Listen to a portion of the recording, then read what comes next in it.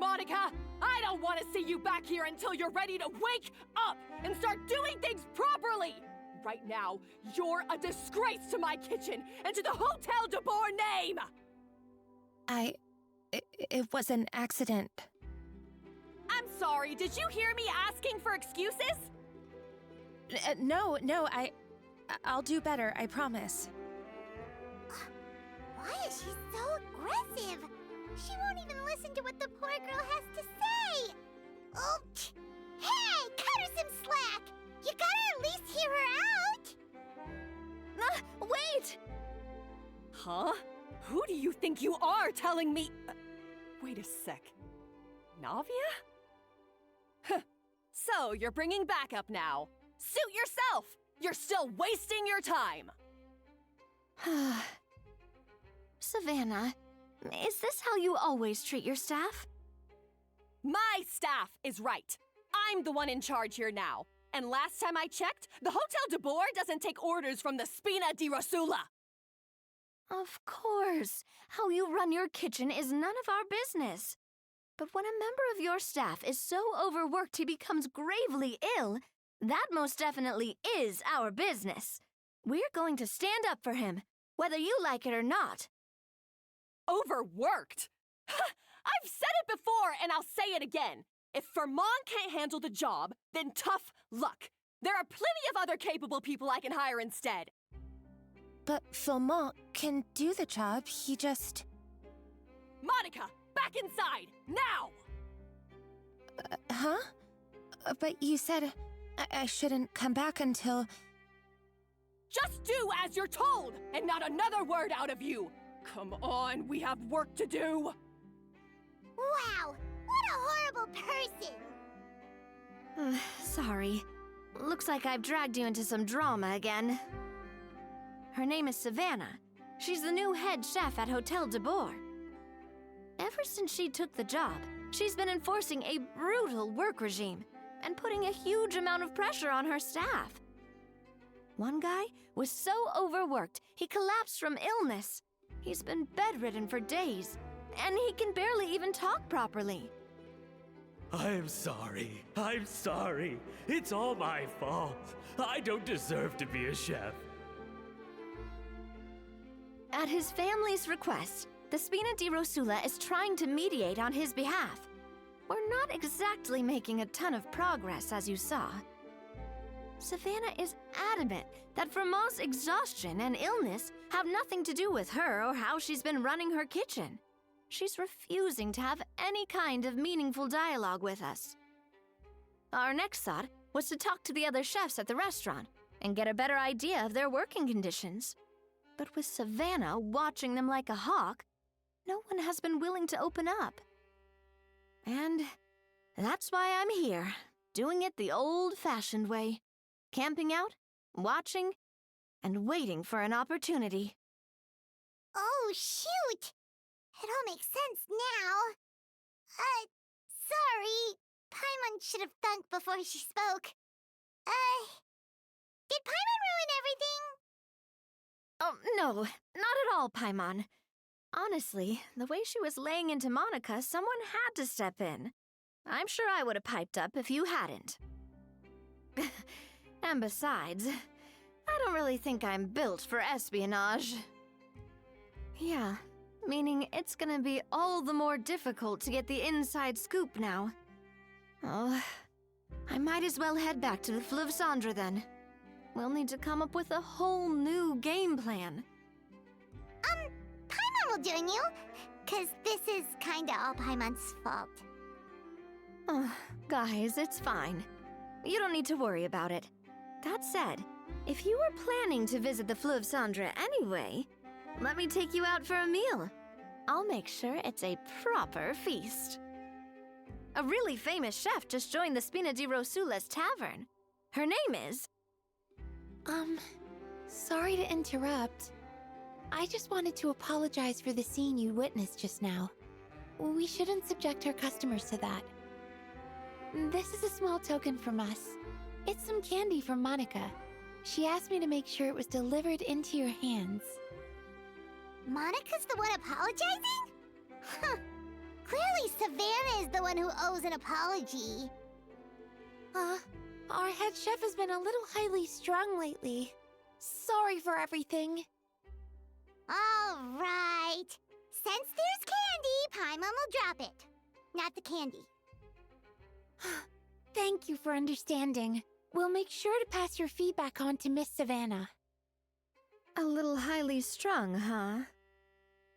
Paimon doesn't get it. How did someone like her even become head chef? Well, according to Fermat's family, she hasn't always been like this. But that's a story for another time. Let's try this candy. Oh, Paimon totally gets it. Come on, dig in!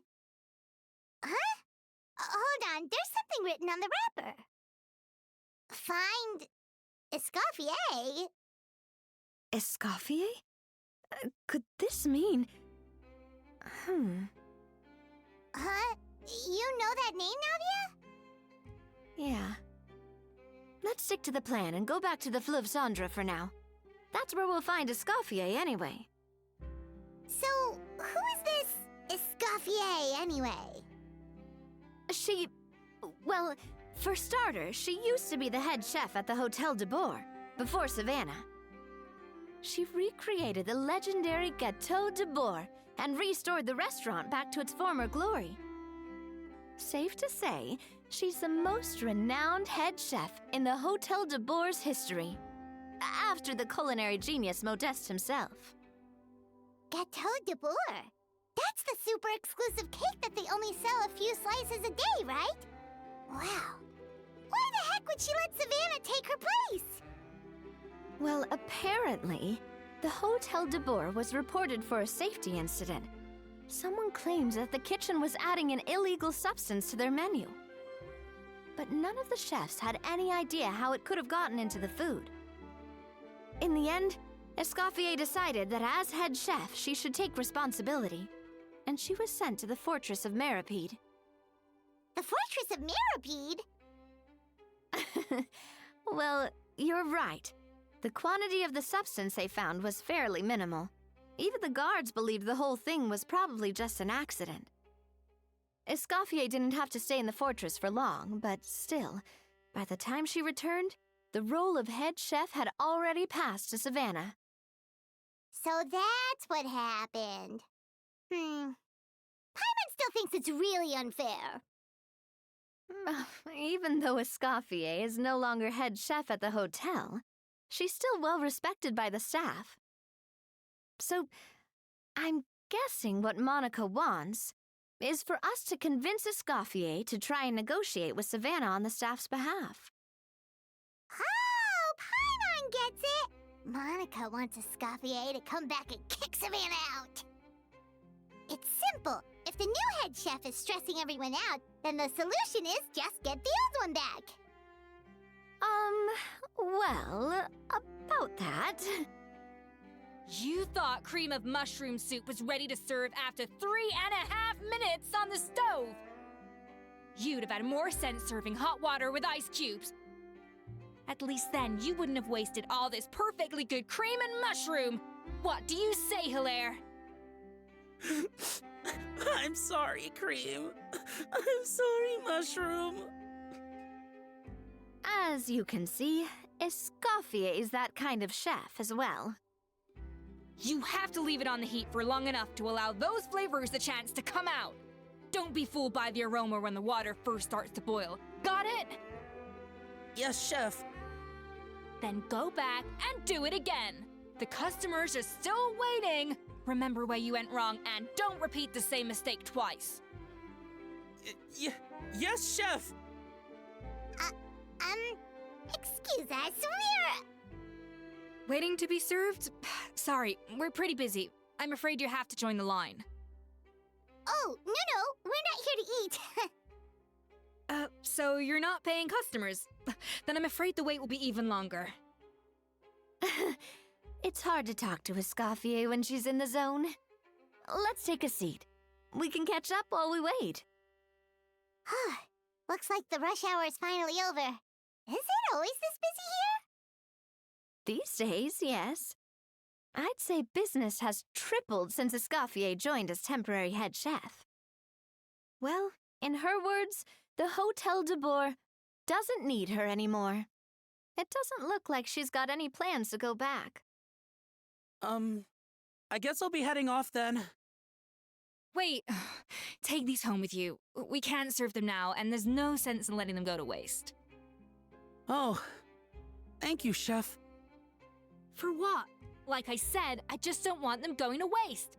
Oh, and tell Fiamma to get well soon, so you're not running yourself ragged every single shift.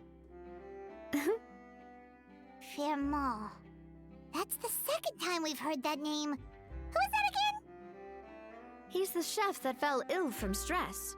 Hilaire is his son, and with Mom stuck at home taking care of Dad, he decided to pick up some work to help pay the bills. Escoffier knows their situation, so she's been making some extra food every day for him to take home. Hey, I heard that, Navia! I've told you before, no one's making extra food. Hilaire is making blunders in the kitchen, and I can't serve his failed dishes, so he might as well take them home. Yeah, failed dishes that just so happen to be nutritionally complete every single time. So, you two must be the world-famous traveler and her companion, Paimon, yes? Is there something I can help you with? Oh, so you know us already. We'll skip the introduction then. We're here to talk about Savannah. Oh, I certainly am. The Spina's headquarters are right next to the tavern. And I've lost count of the number of times Navi has come to pester me about it. But I don't work for the Hotel de Boer anymore, and being ex-head chef doesn't give me the right to interfere with that business.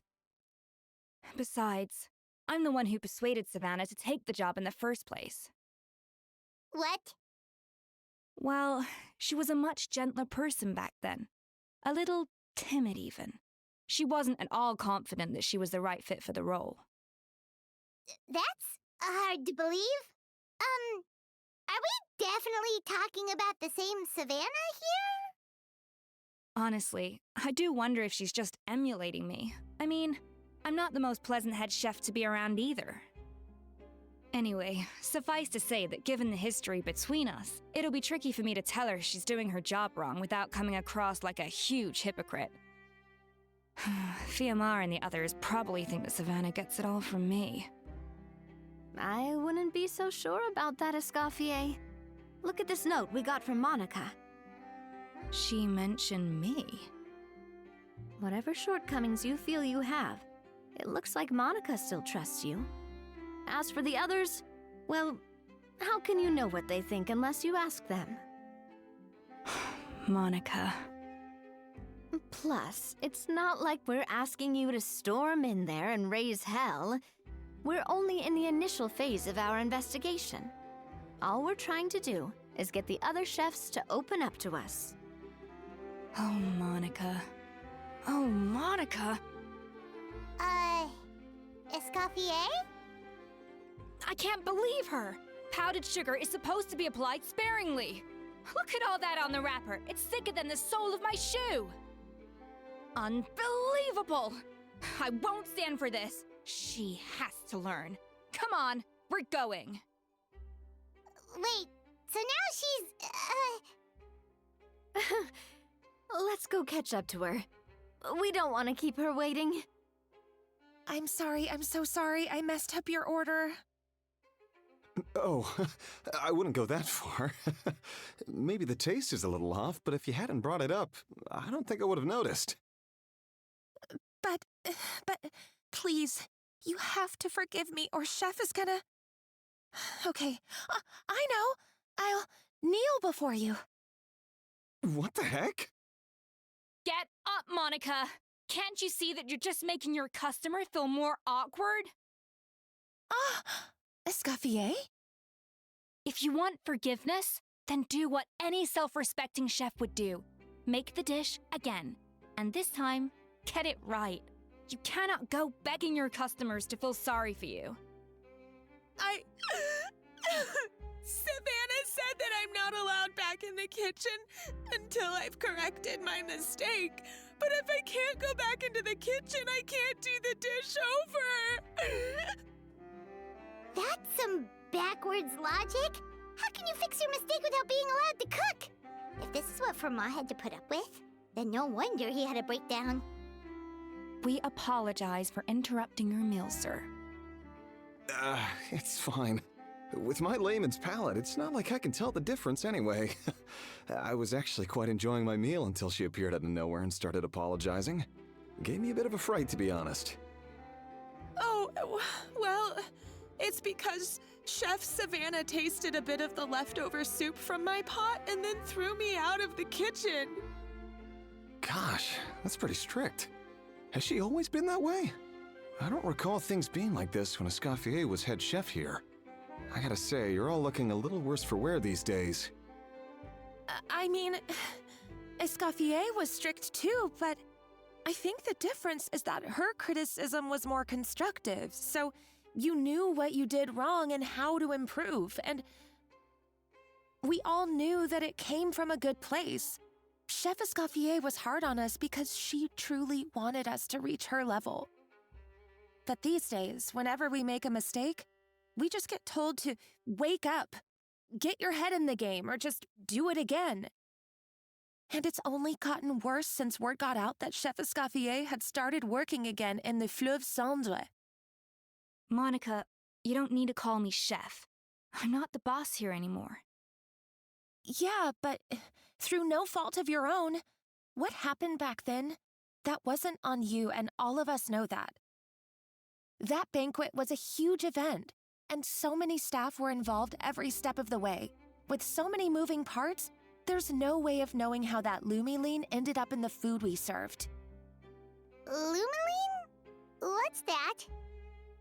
A new drug from the Fontaine Research Institute, produced from an extract of the lumitoile.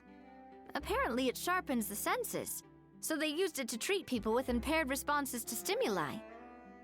Oh, yeah, I've heard about that. They found out you can use it as a flavor enhancer since it stimulates the taste buds. Makes things pretty addictive. They also found that overuse can have mood-altering effects, and even lead to nerve damage. So it quickly ended up on the guard's list of controlled substances. Unfortunately, however, some food products containing the additive had already made it to the market by the time the guards banned it from the restaurant industry. Everyone knows that in all likelihood, someone probably just purchased a batch of contaminated ingredients by mistake. But you took all the blame. We all know why. You just didn't want to see this turn into a place where tensions are constantly running high, because everyone's suspicious of each other all the time. And now look at you, a fry chef in the Fleuve Cendre. What are you trying to say? Sure, the Spina's Tavern is no Hotel de Boer, but come on, it's not that bad, is it? Oh, the Fleuve Cendre, you say? Great. That's where I'm dining from now on. Monica, I'm very happy with my current job. And there's no changing the past. We just have to let bygones be bygones. Besides, at the end of the day, I was the head chef, regardless of whose mistake it was. Ultimately, the responsibility lay with me. If only Savannah was half the boss you were. I'm sorry? Do you have a problem with my conduct as head chef? No, chef. So you do remember who's boss? Escoffier? I thought you'd left this place for good. What are you doing back here? What happened to you, Savannah? Why are you acting like this? When I turned this place over to you, You made me the head chef and gave up your right to tell me how to do my job. You're not the boss here anymore, so stop acting like you own the place. Whoa. Sounds like someone has a chip on her shoulder. Oh, Savannah! My God, have you grown a temper since I last saw you? Have you put even half the amount of energy into improving your cooking skills, Are you still using the Pluie Lotus as an off-brand markup, thinking no one can tell the difference? That's none of your business! What happened to not storming in and raising hell? Ho ho! I was not expecting to see something this spicy as soon as Escoffier returned. Huh? Fan Agem? Aye, miladies. Might I make a humble suggestion? Given that we have ourselves a tête-à-tête between chefs at the Hôtel de Bord, I dare say it would be de rigueur to settle this the traditional way. The traditional way? That can only mean one thing. That's right! I'm talking, of course, about the tradition established by Modeste himself. The cooking contest! According to legend, the founders of Hôtel de Bord, Modeste and Savelli, used this method to resolve all of their disputes. Everything from petty arguments over next week's menu to disagreements over the strategic direction of the restaurant. The cooking contest would decide who had the final say. Huh. It sounds like they had a lot of free time on their hands. Ah, well, it might sound that way to us. But in fact, the cooking contest played an enormous role in motivating chefs to hone their skills, reaching new heights of excellence in the culinary arts. And indeed, the reintroduction of this institution in recent years has surely been instrumental in transforming the Hôtel de Bord into the top-ranking restaurant in Fontaine. Reintroduction? Someone brought it back? Who? What say you, Escoffier? Surely you of all people won't back down from this challenge. It was you who put the rule in place, after all. Sure, I reinstated it, but I'm not a chef at Hôtel de Bord anymore. Isn't this bending the rules a little? I see no issue as long as both sides agree to the terms. We could simply treat it as an exhibition of sorts. Savannah, any objections? Exhibition. Huh. No. If we're going to battle it out, let's put it all on the line. If I lose, it's up to you what happens to me. I don't want anything to happen to you. But if you lose, you hand over the Codex de Bord to me. What? The Codex de Bord? Only the legendary handbook written by the original head chef Modeste. It contains all his secret recipes, including Gâteau de Bord. It's the greatest treasure in Fontaine's culinary world, and only the present and former head chefs of the Hôtel de Bord have the right to read it. Present and former? Wait, but that already includes Savannah, though. What do you want that old thing for? You have your own copy, don't you? Don't take me for a fool. You know perfectly well what I mean. I want your copy, the original version, the one you took with you when you left us.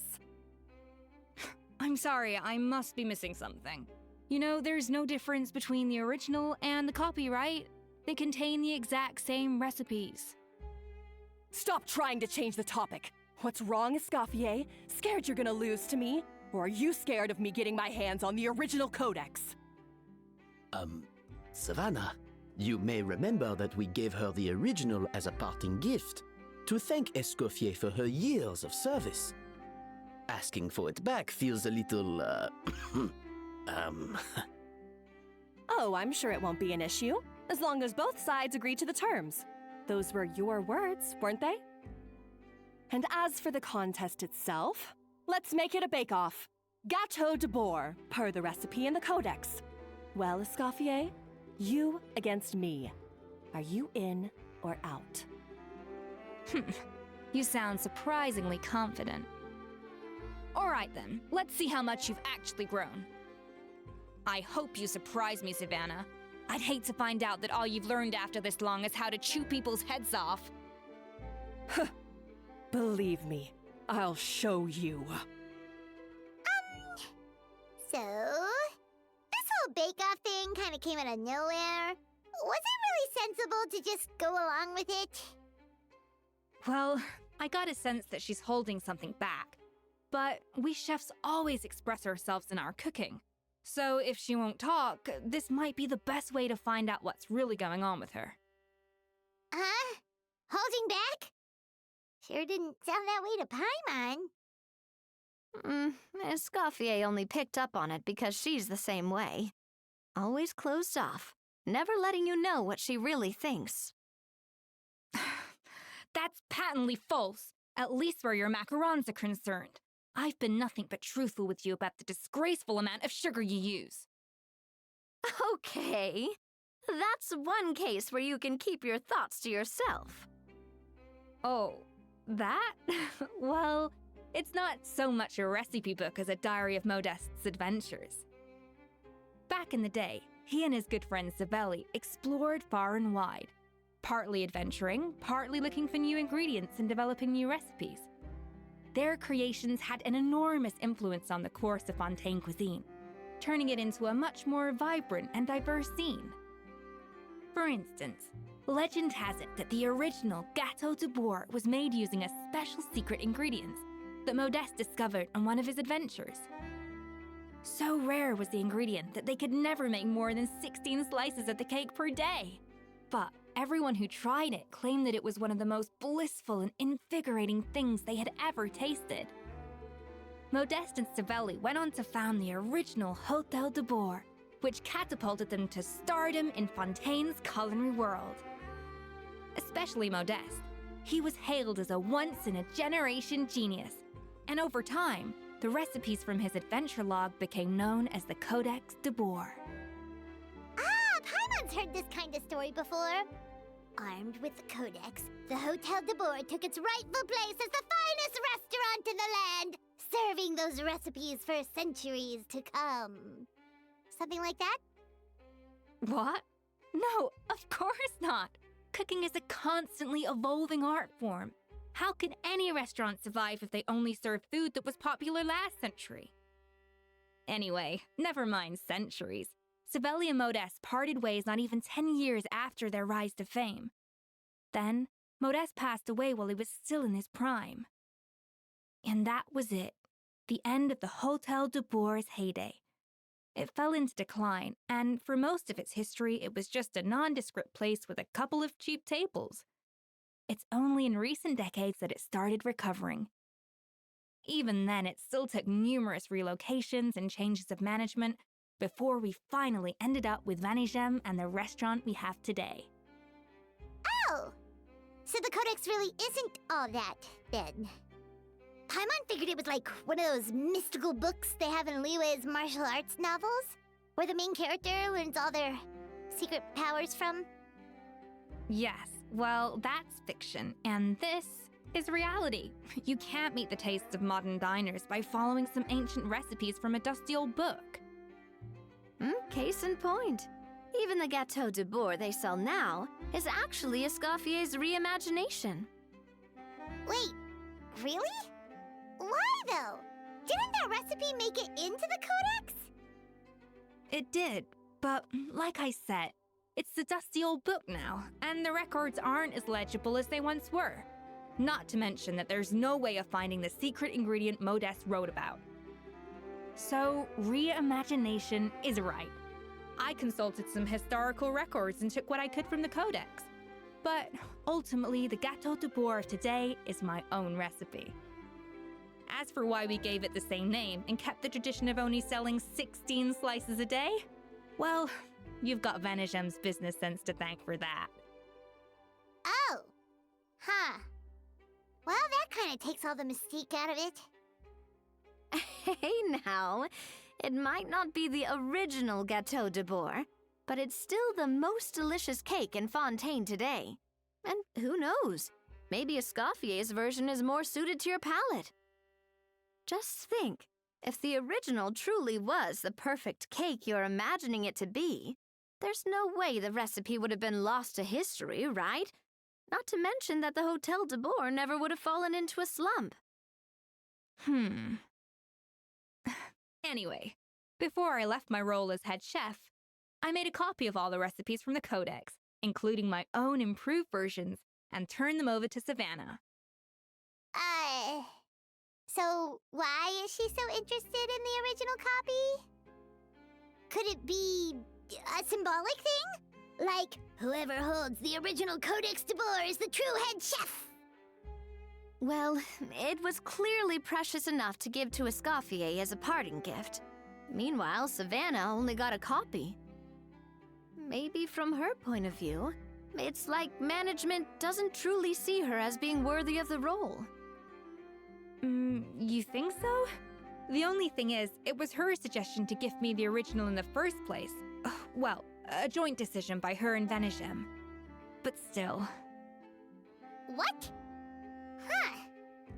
Guess she's had a major change of heart since she became head chef. Yeesh. Who knows? We could speculate forever. Better to just let our Gato do the talking. It means besting her in this bake-off, and then getting her to explain herself, even if I have to beat it out of her with a spatula. However much she's changed since we worked together, I believe that she still has her chef's pride. And if she respects the art, she'll respect the outcome of our contest. Well, I'm confident that you and your spatula can get justice for Froment. All you need to do now is win the contest. But that should be a breeze for you. Let's not get too ahead of ourselves. Gâteau de Boer is very complicated to make. Usually, it takes 3 chefs working in tandem to cover everything. Now, if I had to push it, I could probably do the work of 3 chefs myself, but I'd prefer to play it safe if I can find a couple of assistants in time. Well, that's easy. The 3 of us are veterans in the kitchen. You just need to pick 2 of us. Well, I have heard the Traveler is an accomplished cook, as well as a warrior. But be warned, I will hold you to exceptionally high standards. Think you're up to the task? Oh, count me in too.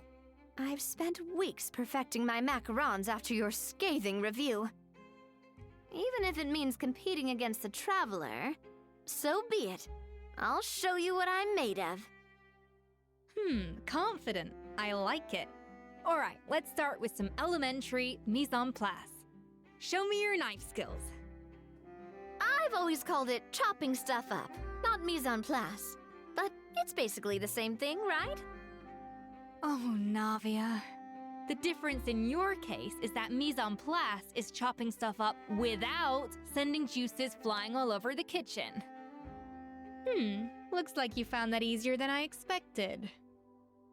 Yeah, thankfully it was pretty straightforward in the end. You made it sound like we'd be carving statues out of fruits or something. Well, brace yourself, because the next step is anything but straightforward. I'll be using this cold press to extract flavor compounds from the ingredients.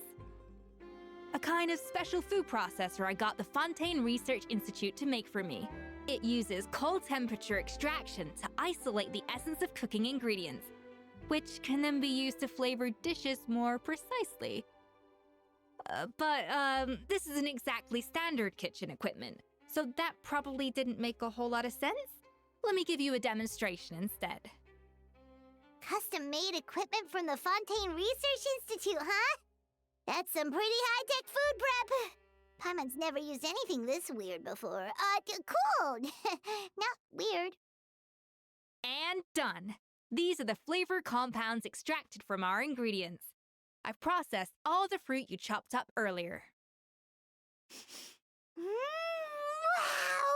Even the smell is so much more concentrated. What next? Do we add all this stuff in? Absolutely not! Throwing everything in at once will ruin the balance of flavors. We have to go slowly and carefully to calibrate the exact flavor we want. I'll demonstrate again. Now, watch closely. And voila! Now it's your turn. Not terrible. Considering this was everyone's first time blending flavor extracts, it could have been worse. But the Traveler's work was surprisingly good. Are you sure you've never done this before? You got almost perfect results on your first try.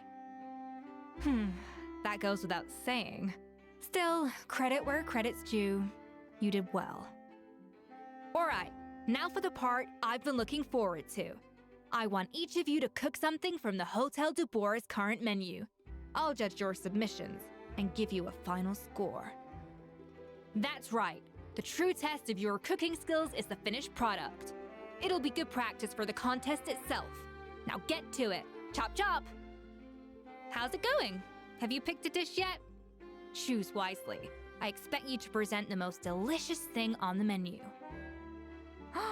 Look at that! With the grace of a snow-winged goose, as I like to say. Now, let the grating commence. Pretty good, right? Not to brag or anything, but Paimon's a bit of a connoisseur when it comes to la food. 6 points. What? Oh, well, fair enough. Paimon doesn't cook all that often, so as long as it's a pass. That's 6 out of 100. What? You say you're a connoisseur, but it's quite clear from this dish that you have far more experience consuming food than creating it.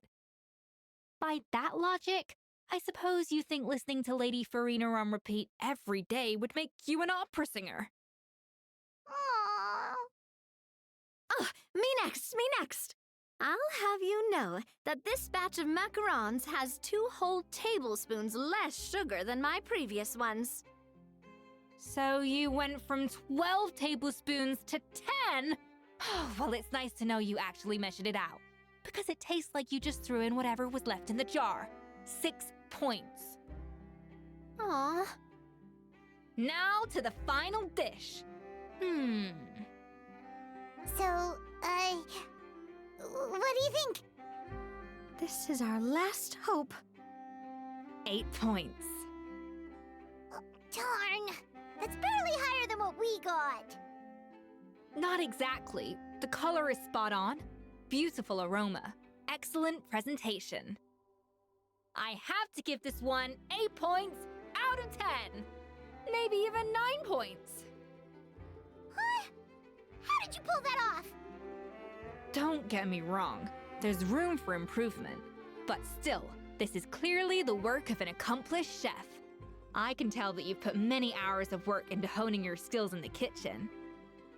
I can really taste the grace of the snow-winged goose in this dish. The traveler's journey, with all its trials, tribulations, and setbacks. Not to mention the frustrations of having a picky eater for a partner. Hey, you made that last part up! No way did you taste that! Well, it looks like I lost fair and square. I guess you'll be taking the traveler as one of your assistants then? But if it takes 3 chefs, that still leaves 1 slot remaining. Maybe Paimon and Navia should keep practicing and see how it goes? Chef Escoffier. Oh, it's Hilaire! What brings you here? I heard the news about the cooking contest. You're doing Gâteau de Bois, right? I was just wondering if you needed any help. Huh. And you think you're up to the task, do you? Oh, no, I know I'm not there yet. It's actually my dad who wanted to help. Firma, last I heard, you could barely get out of bed. Chef Escoffier, Navia, Traveler, thank you all so much for everything you're doing for me and my family. I've had enough of sitting around at home while you run yourselves ragged. If you let me, I'd like to help you win this cooking contest. Yeah, I was gonna say the same thing. Don't you worry. I'll be fine. I'm feeling much better now. I'm sorry. I know I've been rather useless these past few days, but not anymore. The fact is, I'm a fine chef, despite recent events. I've proven myself in the Hotel de Bois kitchen, so if anyone's qualified to work under Chef Escoffier, it's me. I think. I hope so. Firma, have you even set foot in a kitchen since leaving Hotel de Bois? I have not. But I'm fully rested now. I know I can handle it. I'll prove it. Let me whip something up for you right now. Huh? That's strange. Why are my hands shaking? What do you call this, Verma? I can't seem to grip my knife. Do it again!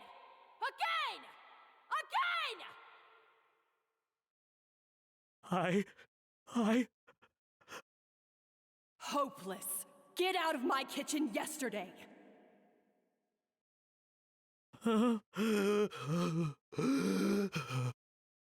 Dad, what's wrong? I don't understand. I was feeling so much better, and then Will I never be able to work in a kitchen again? Dad, talk to me. What happened? I think the real issue here is not physical exhaustion, but psychological trauma. Monica, when did you get here? Probably because you were all concentrating so hard on your cooking. I didn't want to interrupt your flow. But anyway, Verma, I'm so sorry. If only I'd known how serious your situation was, I would have stood up for you sooner. You have nothing to apologize for, Monica. During those long nights of redoing every order, you were the only person who looked out for me. Oh, come on. All I did was make you some tea. I doubt it was much help. Savannah was so ruthless toward you. I probably should have brought you something stronger. She sounds like the worst. All right, another Savannah horror story. Let's hear it. She's been getting harsher and harsher on us ever since she heard about Escaffier's new role in the Fleuve Cendre. Seems like no matter what we make, she'll find something wrong with it. What is this? It looks like a dog's been at it! In the trash now! Then she orders us to redo the dish again and again, but we never know what's going to make her happy. Do it again! Do it again! Do it again! Every time you remake it, you just get another earful from her. Either straighten yourself out or get out of my kitchen! So now, it seems like just picking up a kitchen utensil gives me flashbacks of her yelling at me. Oh, man. That must be awful. The more I want to get it perfect, the more my hands shake, and the more scared I am of making another mistake. How can you give up so easily, Fiamma? You weren't acquitted when you were working for me. And even under Savannah, you talk about working late into the night trying to perfect your dishes. That says to me that you still hadn't lost that determination to prove yourself. What changed? I don't know what's come over me. When I think back, I just remember feeling like my heart and my hands were growing heavier and heavier as the shift went on. Each time I had to redo a dish, my heart sank a little further. Maybe Savannah was right. Maybe I am just hopeless at this. Dad. I see. Well, it sounds like there are some deep issues at work here. Ones that won't be resolved by merely seeking compensation. I will win this contest, and after that, I encourage you to approach Savannah and talk this out. But what if you can't find another assistant in time? Clearly, I'm in no state to help out. You think being one person short will ruin my chances? Let's not forget, I taught you and her everything you know. Even if I had to go it alone, I would present the perfect gâteau. Oh, well, Paimon and Nadia will still keep practicing, just in case. And so will I. Yeah! And if worse comes to worse, we can always get the Spina di Rosula to put out an emergency call for chefs. There's gotta be someone out there, right? Actually, I thought maybe I could help. That's sort of why I'm here. What? Why didn't you say so? I was going to, but then, well, this is the first chance I got. You do this for us? Thank you so much, Monica. All right, fine by me. But aren't you still working for Savannah? Joining the other side seems like a guaranteed way to put your future employment in jeopardy. I know, but it's all right. I've made up my mind. With the way things are, I can't keep working for Savannah much longer anyway. Unless I want to become the next Fermat. I'm done with sucking it up. It's time to try and turn things around. If this cooking contest can get Savannah to see the error of her ways, then I'm sure she'll forgive me for this. Well, Hyman didn't think we'd be poaching from Savannah's staff to get our third person, but there you go. Anyway, Monica's a professional chef, so nothing could possibly go wrong now. Great! Then it's settled. And to congratulate you all on making the team, I propose a Spina-sponsored meal to celebrate. Spina-sponsored? Wait, you mean I'm cooking? Well, I promised the traveler a feast in the Fleuve Cendre. And I know how much you've been looking forward to it. Yeah! Feast, feast, feast! All right, if you insist, then prepare for some of the finest food of your lives. That's not a bad idea, actually. Wait, hold on. You need to finesse that further. Why, Savannah? Why? Oh, nothing. I was just flicking through the original Codex de Boer. I wanted to see if there was anything I'm missing. Something I hadn't noticed before. That might explain why Savannah's so desperate to get her hands on it. But I can't find anything. It's just some hastily scribbled recipes in between diary entries from Modeste's adventuring phase. And most of it's not even legible anymore. The copy I gave her not only has all the recipes in full, but even includes my own private tips and notes from years of experience. Surely that's infinitely more useful than this old thing. Yeah, maybe. Still, it's just hard for me to imagine that the Savannah I knew would go to all this effort just to make a point. We were. At least I always thought we were. She was a little shy, but meticulous with everything and everyone she dealt with. She made a few mistakes here and there, but she was quick to correct them whenever they were pointed out. And she was always striving to improve as a chef. Those qualities are why I recommended her to replace me as head chef. I never imagined for 1 second that she'd cause Fermat and the other staff so much grief.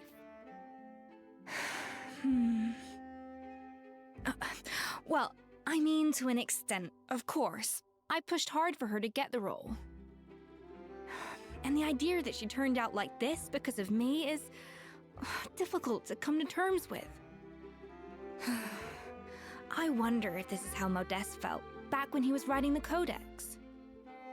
Yes, with his good friend and co-founder of the Hotel de Boer, Savelli. The story goes that after Modeste unveiled his Gâteau de Boer and was hailed as a culinary genius, he was admired and adored by all.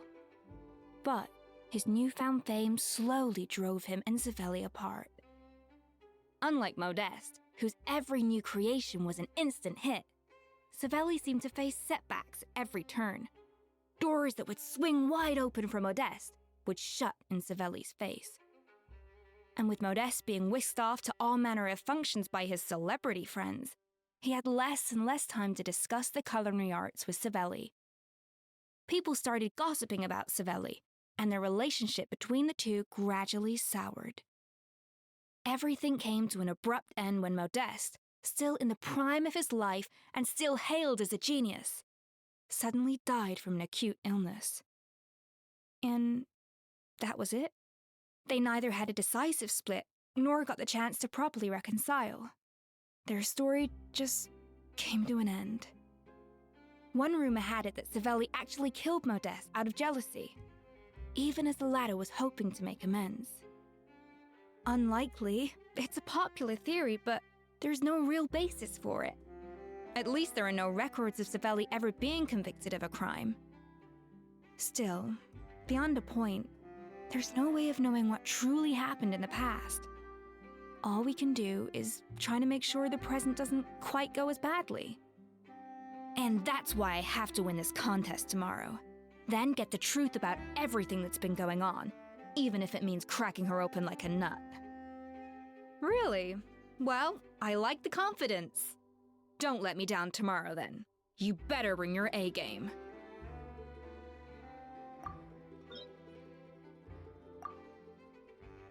Let's hope that Savannah isn't all sizzle and no steak. After all the work we put in, it would kinda be a shame if tomorrow was a complete cakewalk. It's cooking contest day! To the Hotel de Boer! Toot sweet! Did you hear the news? Escoffier's coming back for a cooking contest. Wait, seriously? Escoffier in a cooking contest? Now that I've got to see! I don't get it. Why would anyone in their right mind challenge her to a cooking contest? Mesdames et messieurs, welcome one and all to the Hôtel de Bord and to this most exciting of cooking contests. Savannah, I've brought the original copy of the codex you asked for. Monica? In the interests of fairness, this contest will be conducted in a double-blind format. Once the dishes are complete, they will be sent to the back of the kitchen where they'll each receive a label. The labels will be placed out of sight underneath the plates, only to be revealed after the judges have sampled them and reached a final verdict. This is to ensure that no one will know which dish is made by which contestant. As one of the judges, I promise to be fair and impartial. When my meal got interrupted yesterday, I never thought this is how they'd make it up to me. Getting a seat on the judging panel is a pretty sweet deal. Both contestants have taken their positions. Then, without further ado, let the Hôtel de Bord cooking contest commence! Monica, Traveler, it's go time. Let's do this. Alphonse, Gaspar, get to work! Do not disappoint me. Looks like our two head chefs are raring to go.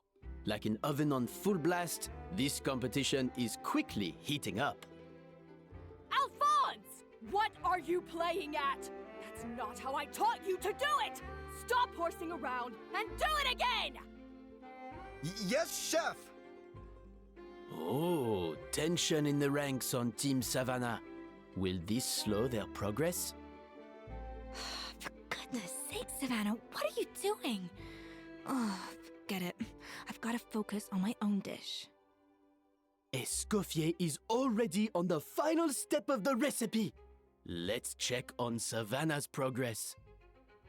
I think this flavor profile is still a little bit off. Enough! Oh, useless! Both of you, make like an egg and beat it! I'll do it myself. Wow! Is Savannah serious? Can she really make up for lost time working alone? I present to you Gâteau de Boer. Time's up! Contestants, please take your dishes to the back. Huh. That guy was right. You really can't tell whose is whose just by looking at them. We both made the same dish after all. For all her flaws, Savannah's a talented chef who earned my recommendation for good reason. She wouldn't screw up something as elementary as the cake's appearance. Whoa! This is really rather good. Wonderfully soft and fluffy. Beautifully sweet. This is a masterclass in how to make Gâteau de Boer. I would give this one at least 9.9 out of 10. Only because there's something about the flavor of the base. It's just a little different from the recipe I'm used to. Huh? Really? I couldn't tell. All right, on to gâteau number 2. I I haven't had a single bite, and already this aroma is a delight to the senses. I have a feeling that this gâteau will be a gâteau for the ages. How exciting! I'm gonna dig in.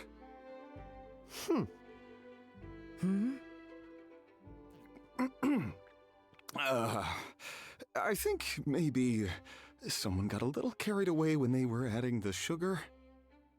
Not just the sugar, it's the flavors too. This is all over the place. Who made this? It appears the decision is unanimous. This gâteau is far below the standard we would expect. Whew! And Paimon thought this might actually be close. Turns out she can't bake to save her life. Something's not right here. Savannah may not be perfect, but no way is she this sloppy. I can now declare that the creator of the first gâteau has won this cooking contest. Now, all that remains is to turn the plate over and reveal the chef's name underneath. What?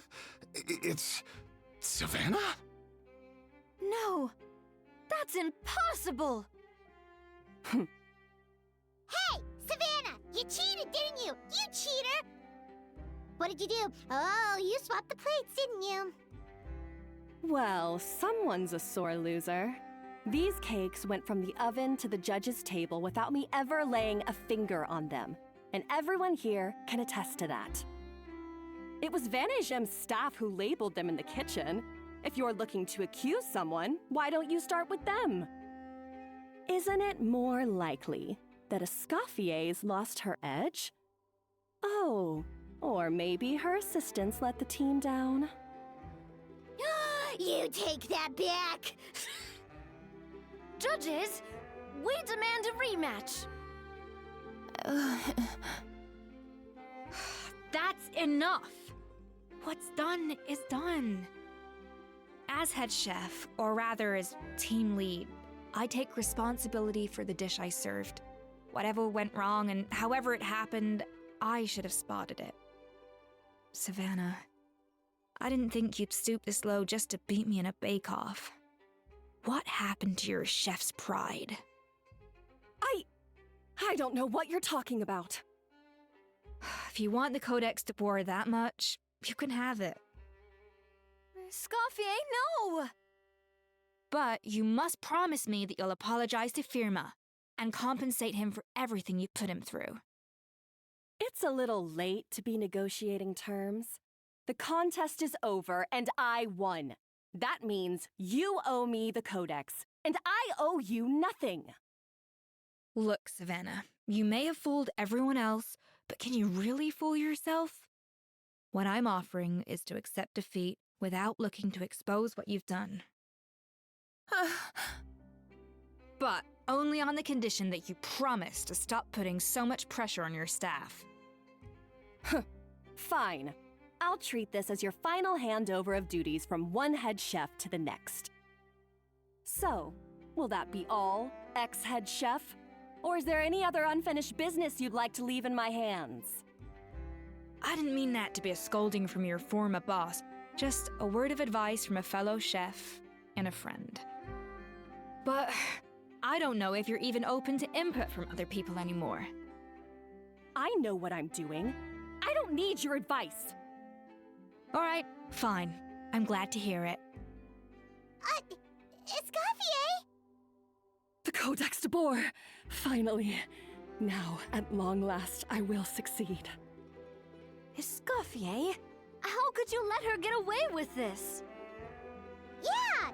The Codex is a souvenir of your time here! Doesn't that mean anything to you? It's all right.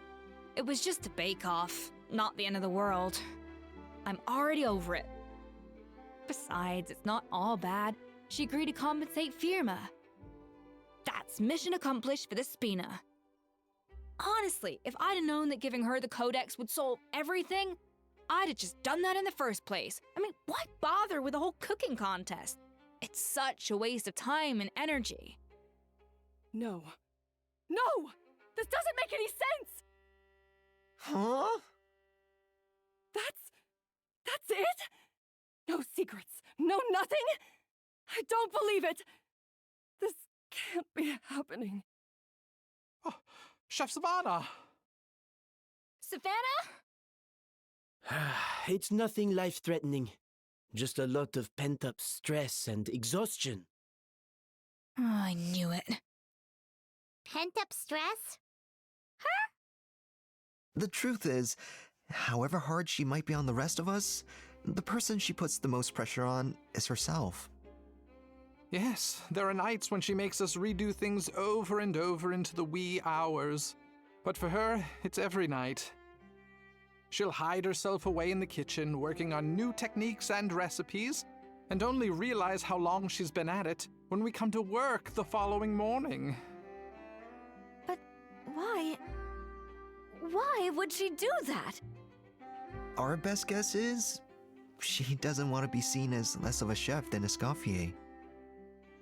And there it is. Even so, that's no excuse for taking her anger out on the rest of you. Yeah, and it's definitely no excuse for cheating in the cooking contest. About that, we honestly have no idea how she did it. We were focused on our own work the whole time, like she asked. Leone and Algalia were the ones I tasked with labeling the cakes. I've already spoken to them both.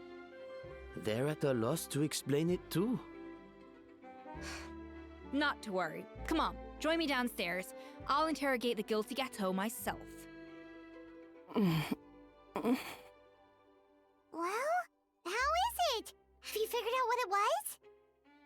Oh, this is aggravated assault on my palate. I'd rather eat wet cement than this. Is it really that bad? I made sure the taste tested before it was served. Oh, relax. This isn't your cake. Savannah never switched the plates. The offending flavors are coming from in between the icing and the cake base, which means someone tampered with it while it was being made. Or in other words, we have a traitor in our midst. I'm sorry. I was forced into it. It was Chef Savannah. She said if I didn't cooperate, she would... Calm down, Monica. I've already accepted defeat. And if I wanted retribution, I would have brought this up when the results were announced. Whatever's going on with you, just spill the beans. There's no need to hide it.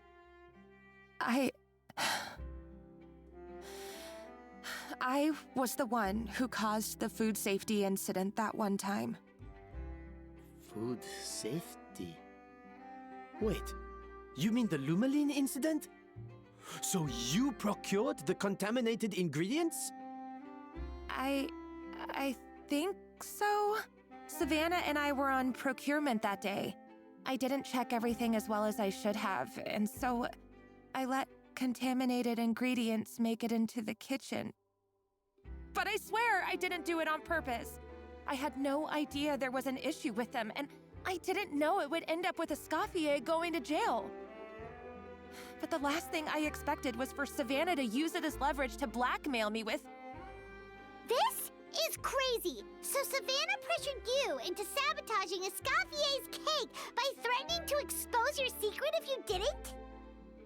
I know, it's terrible. I'm so sorry. I was so scared.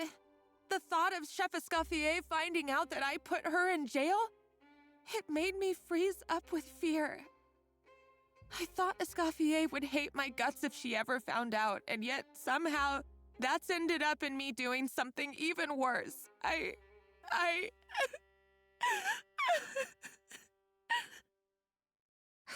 Seriously?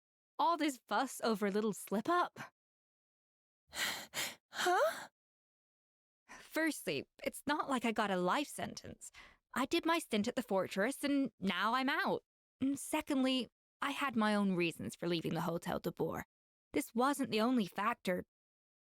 So, you don't need to feel ashamed or frightened or anything like that. Any more than you need to add butter when you're pan-searing foie gras. You mean You forgive me? Oh, well, I'm not saying you don't have to take responsibility for your mistakes. You should tell Vanagem to mark down your performance for the past few months. Then do some digging and find out exactly where those contaminated ingredients came from. Sure, you've made mistakes, but now's the time to fix them. Understood? Understood. Good. Now, back to Savannah. What about the original codex would compel her to resort to blackmail? I have my suspicions. Not that I've got any proof to back them up, though. Ugh. What happened to me? I've overheard some customers murmuring about how the Hotel de Boer hasn't been the same since Escoffier left. They think our menu doesn't taste like it used to, especially our signature items. Now that you mention it, I noticed it during the contest too. I couldn't put my finger on it, but the flavor seems subtly different from how it used to be. But the difference was so small, I'm sure no one would notice it besides our most loyal customers and true dessert connoisseurs. Still, as head chef, it's easy to see why Savannah would get so hung up on it. So many times I've seen her make the cake base over and over again, late into the night, determined to match Escoffier's version. But something's always slightly off every time. Yeah, I've noticed that too. Never really gave it much thought, though. Thinking back on it now, it's clear that Savannah's been in a downward spiral ever since Escoffier left. She wants to prove that she can fill Escoffier's shoes. That's gotta be the reason. But after countless setbacks, she's getting more and more unhinged. And at some point along the way, she switched from doubting herself to doubting Escoffier. Doubting Escoffier? For what?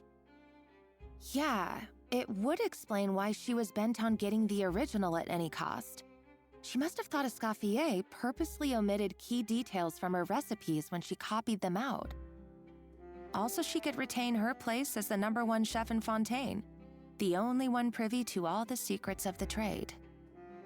Oh, for goodness sake, what a stupid idea. Of course. Then she finally got the codex only to discover that the secret recipes she's been pining for don't exist at all. Seeing how utterly wrong she was must have been a real shock to the system. It probably brought up everything at once. It overwhelmed her, and she passed out. There's still one thing that doesn't make sense, though. If Savannah had the real recipe all along, how come it tasted different? She might not be on the same level as Escoffier, but surely after like 50 attempts, she'd get it right one of those times. You'd think so, but geniuses like Escoffier are in a league of their own.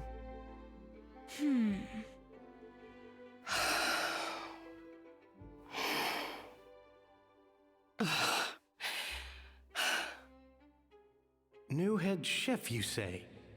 What's her name? I don't think I've heard of her before. I wonder, can the Hotel de Boer keep its edge without Escoffier at the helm? This tastes different from last time. Is it undercooked or something?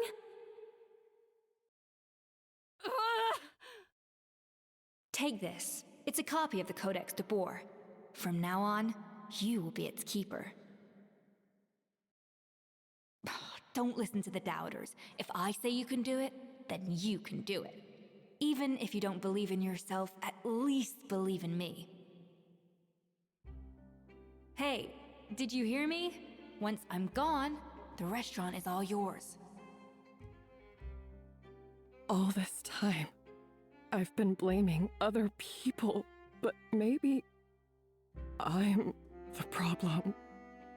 I sincerely apologize for putting everyone out. Savannah's awake now, but I don't think she's ready to speak to anyone yet. Let's give her the day to calm down. I'm sure you'll have the chance to talk everything out tomorrow. In that case, I'll go and update for Ma and his family. I wonder what he'll make of all this. So, We'll come back tomorrow then. That was a long day. I think I've earned myself a sweet treat when I get back home.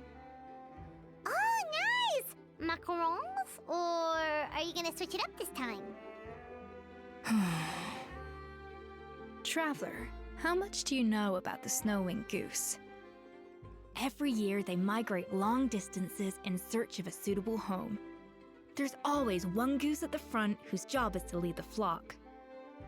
Fontaine poets often use the image of that goose to explore the ideas about leadership and genius. They usually imagine someone who's a cut above the rest, a model of perfection. But what those poets don't know is that during a migration, the lead goose is always changing. Once the lead goose shows signs of fatigue, it retreats to the back of the flock and allows another goose to take its place. So the truth is that leadership, with all the responsibilities and pressures that come with it, it's something that everyone takes turns at. But we humans completely miss that fact when we project our own ideas about social hierarchies onto them. I guess what I'm saying is, I don't buy into this notion that there's some sort of gulf between normal and genius. Cooking is a science, not magic. Given the same ingredients, same recipe, and same environment, I see no reason why two different people shouldn't be able to create the exact same dish. Of course, some people have a more sensitive palate than others, and some people are just born bolder or more conscientious. But these are all variables that can be accounted for with time and practice. I'd have no reason to expect so much from others if I believed that perfection can only come from the hands of a genius. The only reason I hold people to high standards is because, well, I believe they're capable of greatness. Okay, I've made up my mind. I'm gonna get to the bottom of why Savannah failed. And come tomorrow, I'll give her the scolding of her life, pointing out all the mistakes she's made along the way. Then she'll finally see the error of her ways.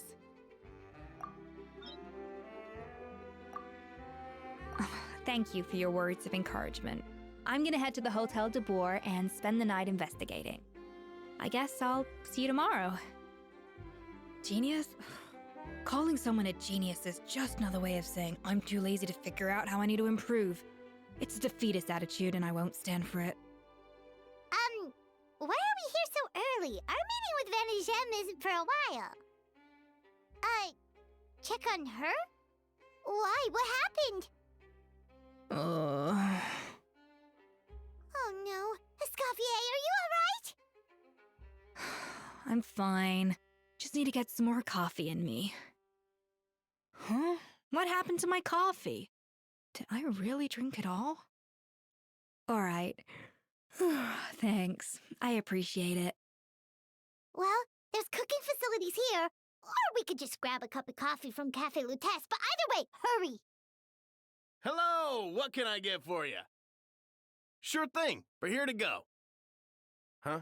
Oh, I see. First cup of the season. Yeah, I get it. Young people these days do love their little surprises. Strong, bitter coffee beans, transformed through expert brewing and balanced perfectly with rich, creamy steam milk. Wonderful. I feel much better now. Thank you so much, Traveler and Paimon. Glad to hear it, but make sure to catch up on your sleep when you get the chance. I think I figured out where the problem lies. Honestly, it's ridiculous. I don't know whether to laugh or cry. Wait, what investigation? What are you guys talking about? I'll save it for when everyone else gets here. It's so stupidly small, I can't believe it's caused so much drama. Yes, except my failures were stepping stones to success. Escoffier, have you seen Savannah? Huh? No, not since yesterday. Why? What's wrong? After seeing her home yesterday, we were all a little concerned about how she was doing. So, I dropped by her place early this morning to check on her. Only to find an empty house with the doors wide open. I left Alphonse and the others to keep watch at her home while I checked the Hôtel de Bord. I'm worried something bad might have happened. If she's not here, then where could she be? Boss, Escoffier, bad news. Alphonse? You're supposed to be keeping watch at Savannah's house. We were, but then, just after you left, we found this stuff in her house. Oh, looks like a map with a bunch of random places circled. What does it mean? Wait a second. This feels familiar. I'm sure these places are all connected somehow. Of course, from the Codex. They're all places that Modeste explored on his adventures. Yeah, but I don't understand. The adventure logs in the Codex are too fragmented to be of any use. How come this map shows all the missing details? The Codex de Bord? Then this place marked in red out at sea. Could that be the fabled birthplace of Gâteau de Bord? Seriously? So now she set her sights on finding the original recipe and beating Escoffier that way? Geez, Savannah. Anything to overcome a gâteau plateau, huh? Ugh, idiot. Does she have a death wish? Those ruins are thousands of years old. Hold on, there's more. Besides the map, we also found these letters. It was you. You let the Lumaline through, didn't you? It sounds like a threat letter. Does this mean that Savannah was responsible for the safety incident? And not Monica after all? Retrieve the Codex by any means necessary. So the cooking contest and the cheating.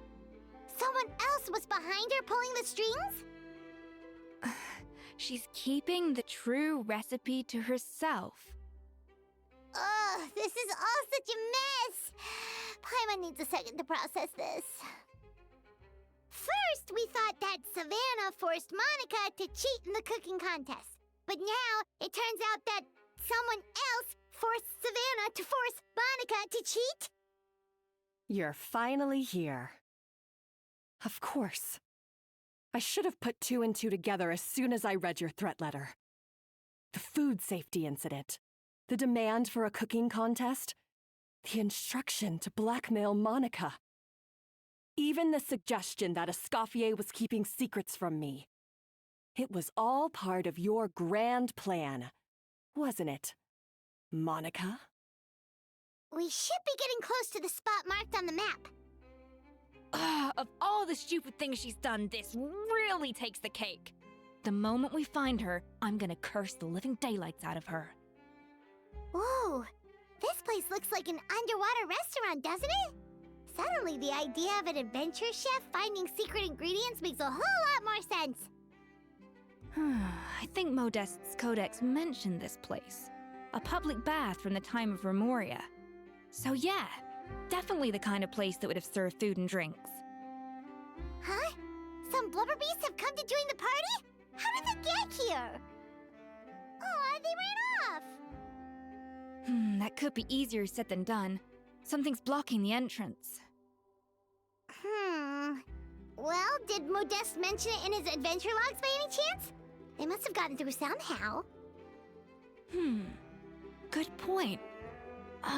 Yes, that's right. It's coming back to me now. We prepared a banquet for our shy little guests, and as the food flowed away on the current, they broke into a joyous chorus, and the path opened to us.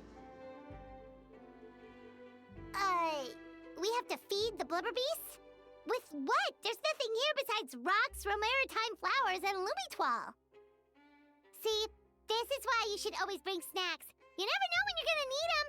Now we have to head all the way back to shore and grab some. There is no time for that. Romaritime flowers and lumitoile will have to do. They may not look appetizing to us, but who knows? They could be blubber beast delicacies. Wait, we're seriously gonna try this? Blubber beasts or not, are we sure this stuff is edible? Trust me, they'll love it. Oh, good question. If we try to put them in the pool, we'll probably just scare them off again, and who knows how long they'll be gone.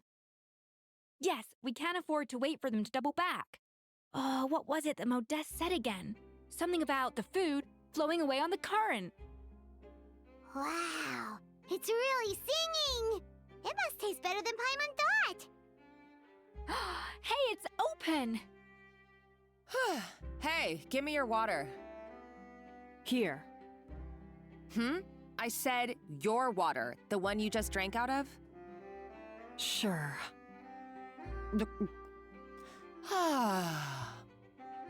All those years slaving away under Escoffier, and then you. Today, it's finally paying off. Not only have I found the ruin that Savelli kept hidden, but I also get to boss you around like my little lapdog. Hey, go scout ahead for me. If we need to do any more blast tunneling, I want to know where to lay the explosives. Did you not hear me? Get going. Why don't you do it yourself? Oh, when did you learn to fight back? You're always so compliant when I give you instructions by letter.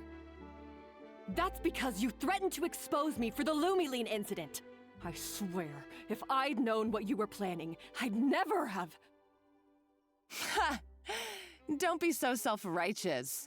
Admit it, you've always been jealous of Escoffier. That's why you lapped up everything I told you.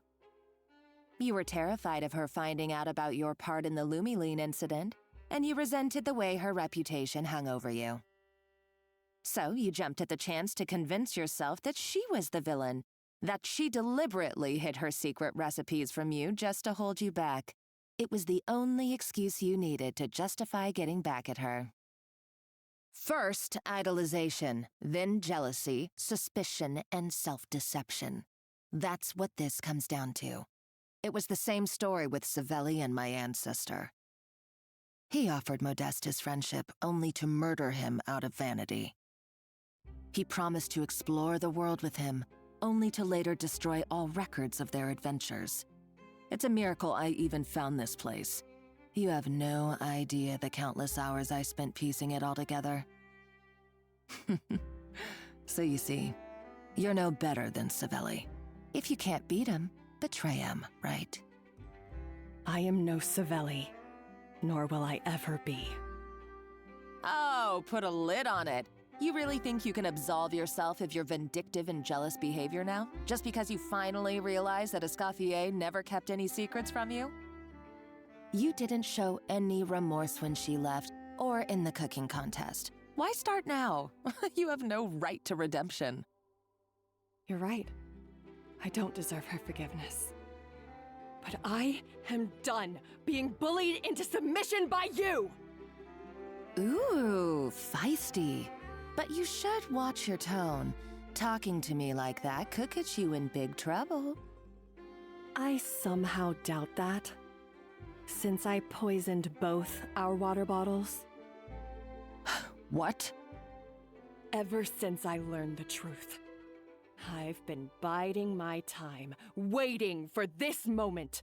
You've played me like a fiddle for so long, and now this is payback! But you drank it too! It's what we both deserve. This is the price we must pay for betraying Escoffier. You'll die here with me, Monica! You.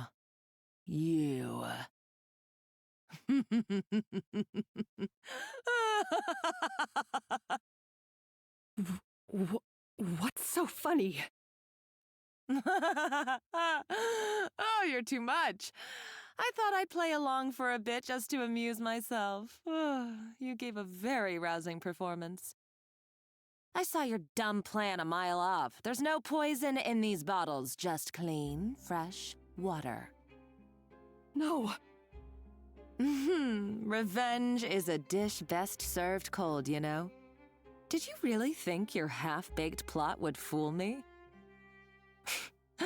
You're a lousy chef, and you make a lousy villain, too. A complete waste of space. No wonder you never amounted to anything. Everything I ever did was a failure. And now, I failed again, for the last time. Hey, why don't you try your hand at being a comedian in your next life? You got a good laugh out of me. But now the show's over. You should have just done like I asked, Savannah. All I wanted you to do was scout the ruins for me. But you had your chance, and now it's time to say goodbye. Stop right there! Let her go, Monica! We've got you surrounded! Escoffier? Ugh, looks like I'll have to keep you around for a little longer. You can't! Stay back if you want her alive! Escoffier and the Traveler. I can't take you both on in combat, but if you so much as flinch, I can end Savannah's life in a heartbeat. Monica, what are you hoping to achieve by this? You're about to commit murder, and for what? A recipe? A recipe? You chefs are all blinded by your myopic focus on kitchen affairs. Well, some of us actually have bigger fish to fry. Modeste had a secret. The truth behind his so-called genius, the je ne sais quoi factor in his Gâteau de Bourg, and it's right here in these ruins.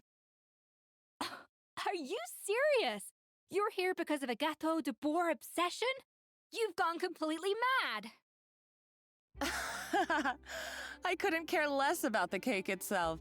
No, the real treasure is the secret ingredient that Modeste sourced from these ruins. He and Savelli were fools. A priceless treasure of Remoria in the palms of their hands, and they thought, ooh, this would go great in our cake mix. We're talking about a powerful stimulant that also sharpens the senses. That's no cooking ingredient. It's a groundbreaking drug. That's right, I've done my research. It was a drug that Remoria developed for their war machine.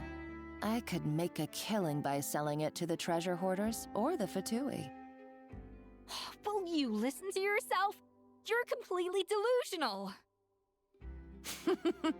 My eyes are wide open. Just wait till I get my hands on this treasure. You'll see what a fool you've been. Wait, what's that sound? Just when I thought she couldn't get any crazier. She's lucky the whole place didn't collapse. Uh-oh, Savannah's going too! Monica must have taken her. Oh, what a coward. She's only taken her hostage because she knows that she's no match for you. That's true. Even if she finds the treasure, she'll need Savannah alive if she wants to get out of here in one piece. Oh, well, our path's been blocked, so let's look for another route. The water looks pretty deep here. Maybe it leads somewhere. Ah! Golems! How are they still mobile? They were probably awakened by the explosion just now. All right, Knife Skills 101. Time for some rough chopping. Another door? Guess we need to prepare another feast for our guests. It seems to really like the texture of Rome maritime flowers. I never knew you could process Lumitwol like that. All right, I've got to jot this down. Lumitwols and Romaritime flowers. This could open the door to a whole new world. Yep, that's literally the plan. Wait, hold on. Which door are you talking about? That's strange. These don't look Romorian to me. More like last century Fontaine. Adventurers from last century Fontaine, huh?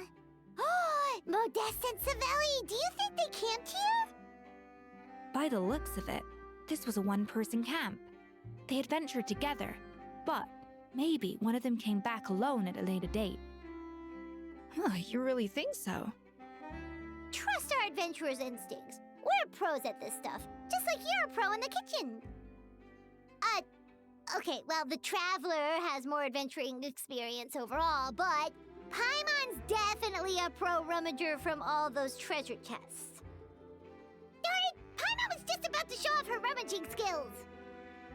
Huh, no kidding. Are all adventurers so obsessed with journaling?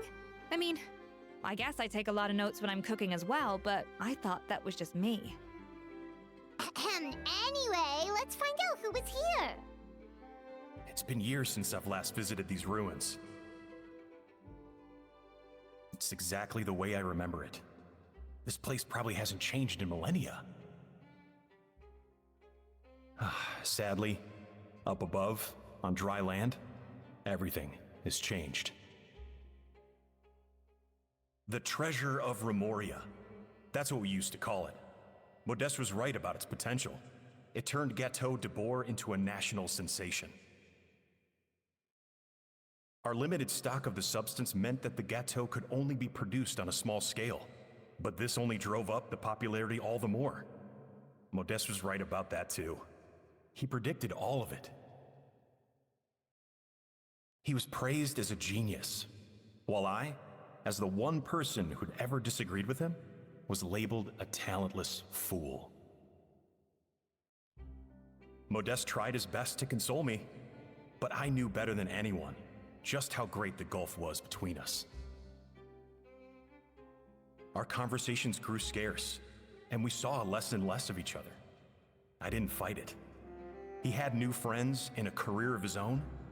Why invite further disdain by inserting myself where I did not belong?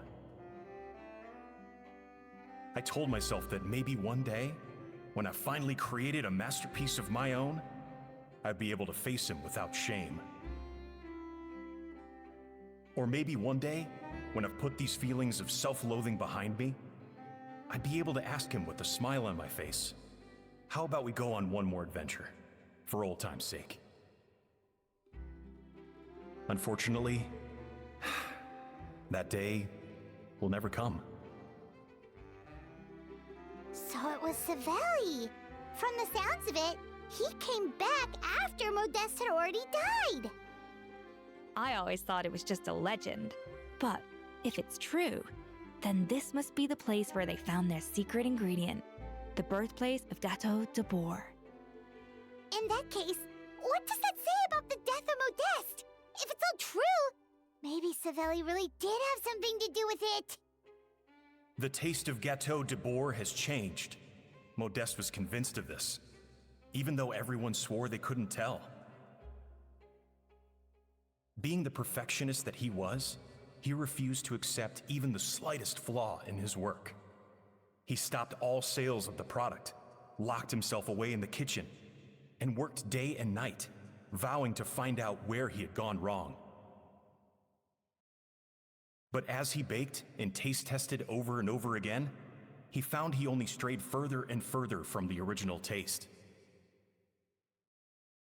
It was only when he was sipping on coffee one day and realized he could not taste the bitterness that the truth finally dawned on him. What had changed was not the gâteau, but his sense of taste. The treasure of Remoria stimulates the senses, taste included, and invigorates the spirit. In the short term, it offers people the ultimate gourmet experience, but in the long term, it dulls their senses entirely. In hindsight, it made perfect sense. After all, why would a culture that sought liberation from the constraints of their bodies care for the loss of their senses? But we realized it too late. We were just too late. Over the course of his many culinary experiments, Modeste exhausted the remaining supply of the treasure of Remoria. He consumed it all himself.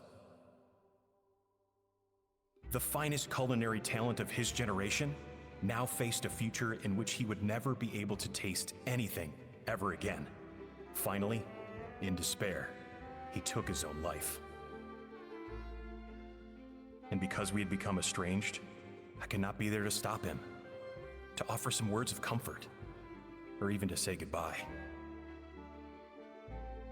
Yet despite everything, he sent me his final letter. The treasure of Remoria? Guess Monica was really onto something. It really was a kind of drug. So, Modeste chose to end his own life. Then, why all the rumors that Savelli murdered him? Also, neither the Codex nor any other contemporary records make any mention of the treasure of Remoria. It's almost as if someone deliberately erased it from history. Modeste told me everything in his final letter. His was a tale of how even a genius could fail, and how much more devastating it is when it happens. Did he hope I would gain some personal catharsis from knowing the truth? Or maybe he wished for me to warn the public about the dangers of Gateau de Bourg, proving that I had been right all along. But if the public ever learned how Modeste's greatest triumph became his undoing, his fall from grace would be swift and merciless. 1 minute a genius, the next a joke. It would surely spell the end for his restaurant too. What would be his legacy then? How would future generations view everything we built together? I fear the scorn I have faced these last years would pale in comparison to the scorn shown to him by the history books. I cannot let that come to pass. I will do what I must to protect his name. It will mean tampering with his notes to remove the damning details, leaving mere fragments of our story behind. It may lead his family to suspect me of having a hand in his demise. But if that's the price of destroying all evidence of my crimes, then so be it. I would rather the world believe a tale of genius and jealousy than see his reputation in tatters.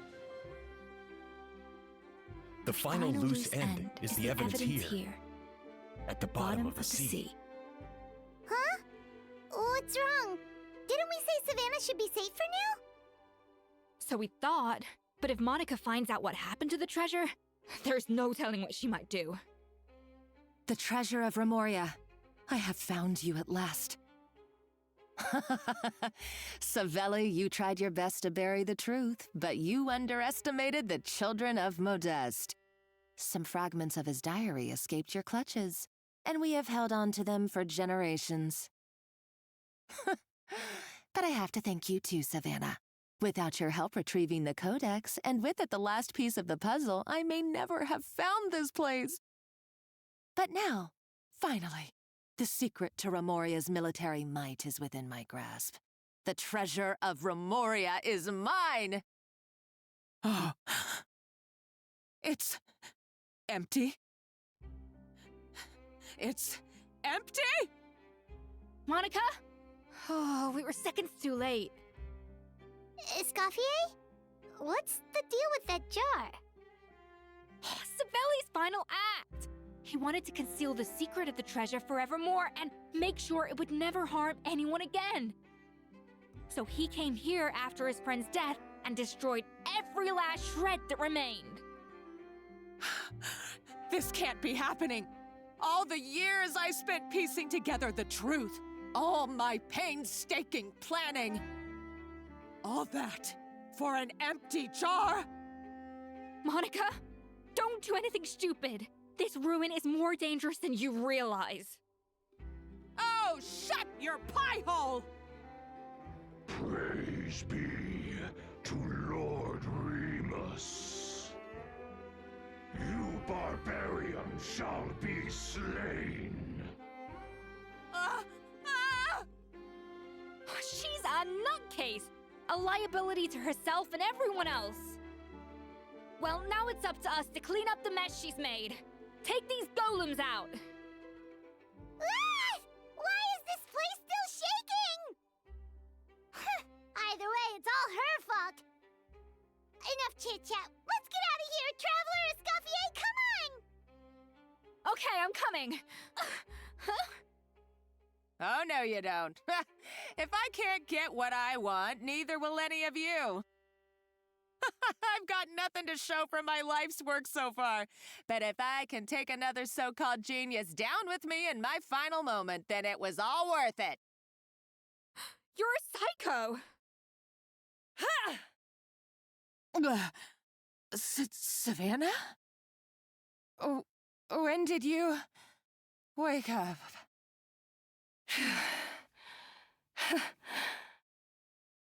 I may be a lousy chef, but it looks like I'm not a complete waste of space.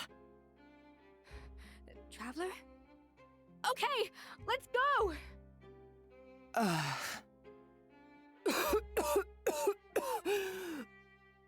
Escoffier! Savannah! Traveler! And Paimon! Venejem, what are you all doing here? What did you expect us to do? Stay at the restaurant and sit on our merry derrieres while the Traveler and Escoffier were out here risking their lives? We had to do something, even though that something ended up being, well, waiting for you here instead. I don't deserve any of you. And I certainly don't deserve to be your head chef. It was my fault Escoffier had to leave. Then I couldn't live up to her standards. I acted like a tyrant in the kitchen. And now I almost got myself killed. Come back, Escoffier. Come and be our head chef again. I'll never be able to replace you. Okay, so everything I said to you the day I left, it just went in one ear and out the other? Huh? Sorry, I was kinda in my own head at the time. All I could think about was the Lumiline situation. What was it you said again?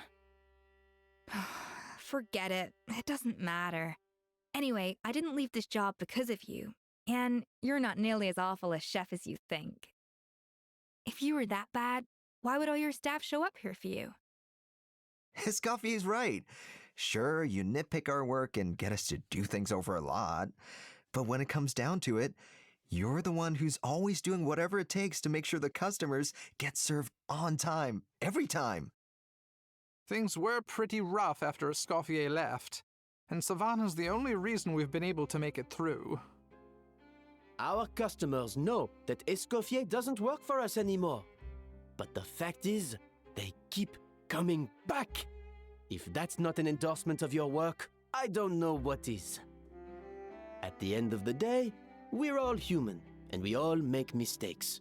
All we can do is recognize where we get it wrong and do our best to improve. That's all that's humanly possible. No, I get what you're saying, but what I did to Firmin and to Escoffier, it's unforgivable. Well, about that, there's someone else here to see you, Chef. It's been a while, Chef Savannah. Firmin?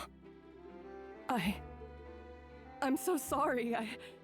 I put far too much pressure on you, and the way I stubbornly refused to go and see you after you fell ill.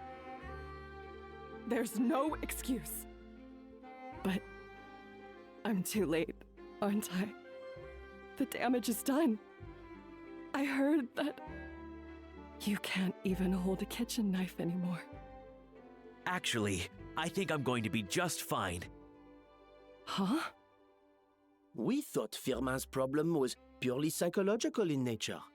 But after the threat letter came to light, it got Firmin thinking. And then he remembered the tea that Monica used to give him every night. And as it turns out, she was lacing it with Lumiline the whole time. No way! Doesn't that cause nerve damage? It can. High doses pose a risk of serious nervous and sensory complications. But if you calculate the dosage carefully, you can control the extent of its effects. A small dose might simply make a person more emotional, whether that means more fragile or more hot-tempered. No wonder it seemed like you'd lost your edge. I asked my friends at the Fontaine Research Institute about it. They said that with the low dose I was taking, the risks are pretty small. They also fixed me up with some meds and said I should recover in no time. Well, that's what happens when you give someone a little bit of hope to cling on to.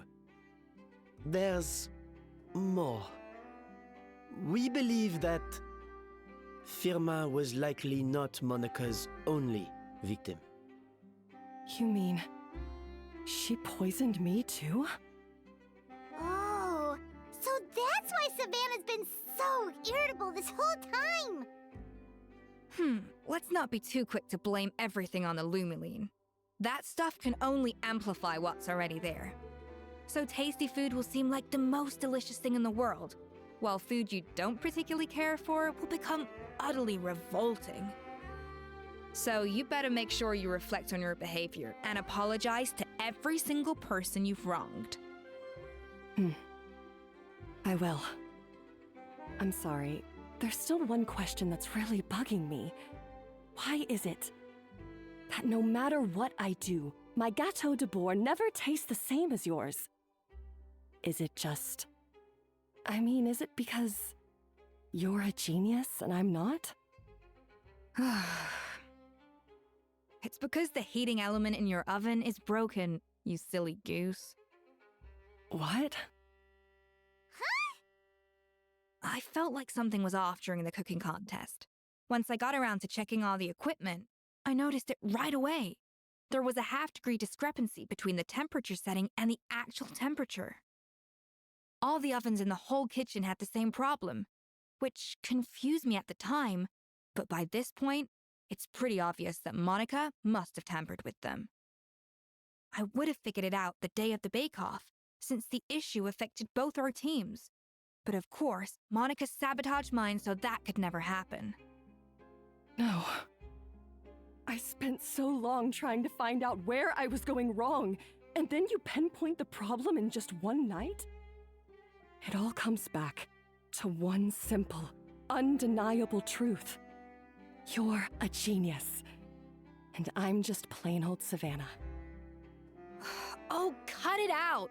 Stop the woe is me act for a second and just think. I came up with this recipe. You don't think that might have something to do with it? Do you know how long I spent perfecting my Gâteau de Bourg? 3 years! 3 whole years! I know this dish inside out, back to front and upside down. And you've been head chef now for what, 6 months? If that? A couple hundred failed attempts, and you're gonna throw in the kitchen towel and declare you'll never be successful because you're not a genius. You clearly have no idea how many kitchen failures I've had under my belt, or just how long it took me to finally get my recipe to a level I was satisfied with. Genius or not, everyone makes mistakes. Modeste did, Savelli did, everyone does. You're only a lousy chef if you don't face up to your mistakes, learn from them, and then keep chipping away until you crack the problem once and for all. Surely you haven't forgotten all that. You were no lousy chef back when I handed you the reins. I haven't forgotten. And I'll make sure I never do. That's our head chef. Ha ha! Sounds like we won't need another changing of the guard in the Hôtel de Bord kitchen anytime soon. Huzzah! Aw, what a perfect ending to a crazy journey. Look how happy everyone is. So you got your mojo back now? Yeah. Thanks to you, Escoffier. In fact, no. Thanks to all of you. Aw, friends again. So nice to see them finally settle their beef. Good. So now that's out of the way. It's time for payback. You cheated in our last bake-off, and I demand a rematch right now. Huh?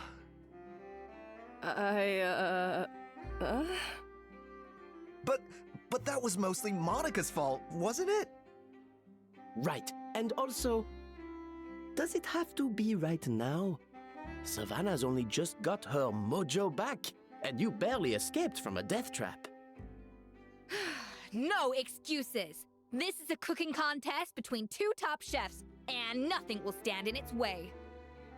So grab your spatula and get ready, because this rematch is happening today, right now, this instant. Hey, so, this whole time you were salty about losing? The second cooking contest commences now! This time, no more games, and no holding back!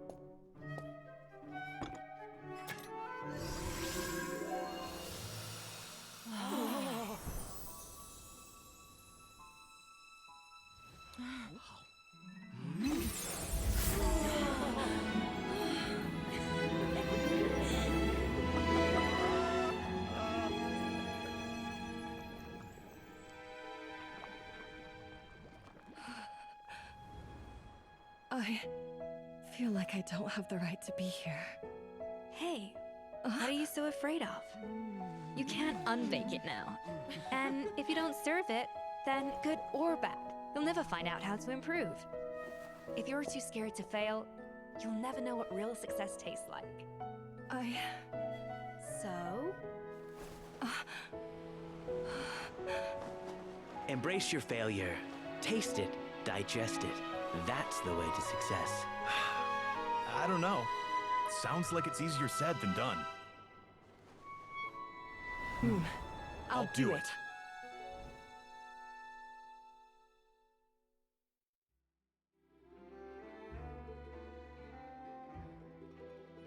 The results are in!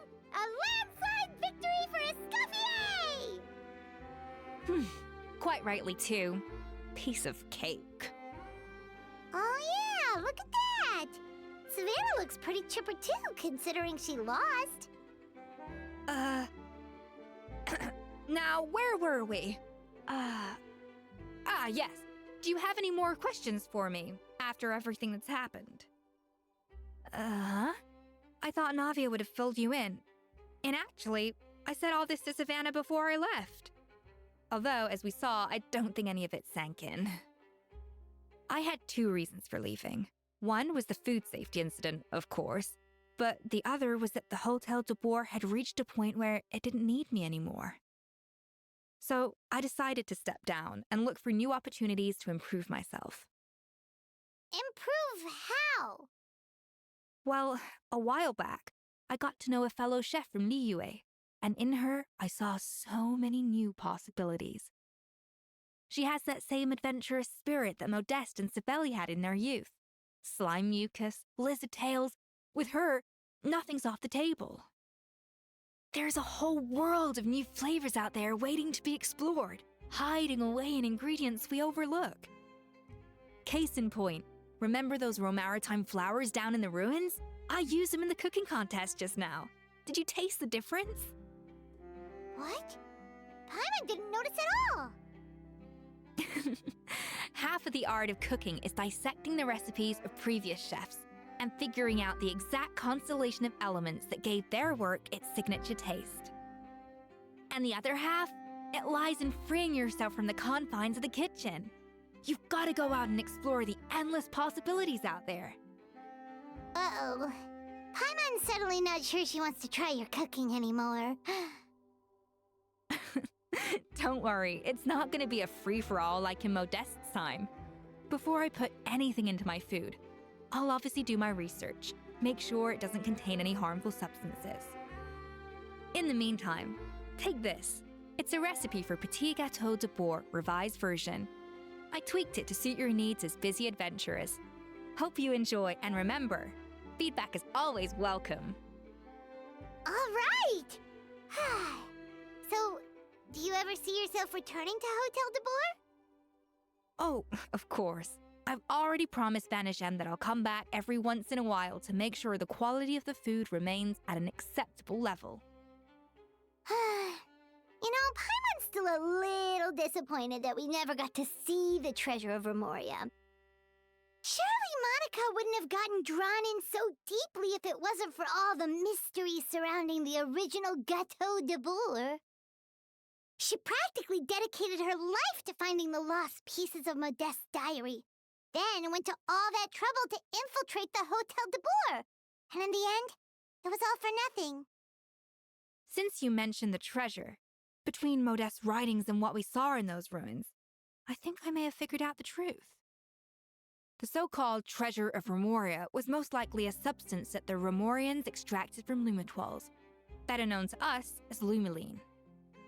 Huh?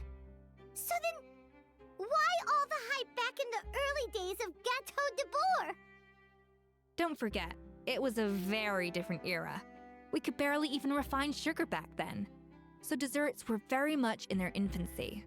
In a world of bland food, it's no wonder that the first thing to really excite people's taste buds took the world by storm. And as for the Lumiline, it may well have been somewhat valuable in ancient times, but these days, it's just another drug from the Fontaine Research Institute. Even if Sibeli hadn't destroyed it all, I doubt it would be worth that much these days. So after all that, there was nothing in those ruins but worthless junk. Feels strange to say it, but Paimon almost feels sorry for Monica. She sacrificed it all only to get nothing in return. Hey! Huh? Navia? You just got back from that underwater ruin, right? Well, check it out. They ran a special issue. Did you see anything like this down there? Freshly unearthed from the ruins of Rumoria. A magnificent jar thought to be over 1,000 years old.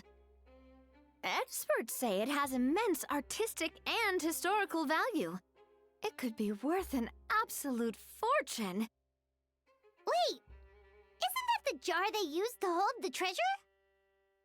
If only it was still in one piece. Some butterfingers must have dropped it or something. Ugh, it's such a shame.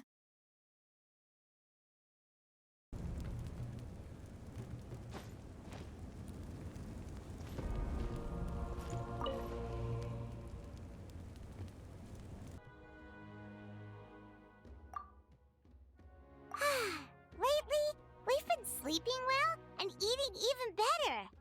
Now this is the life. Exactly! Look, Paimon's tummy is so stuffed. It's all round and plump now.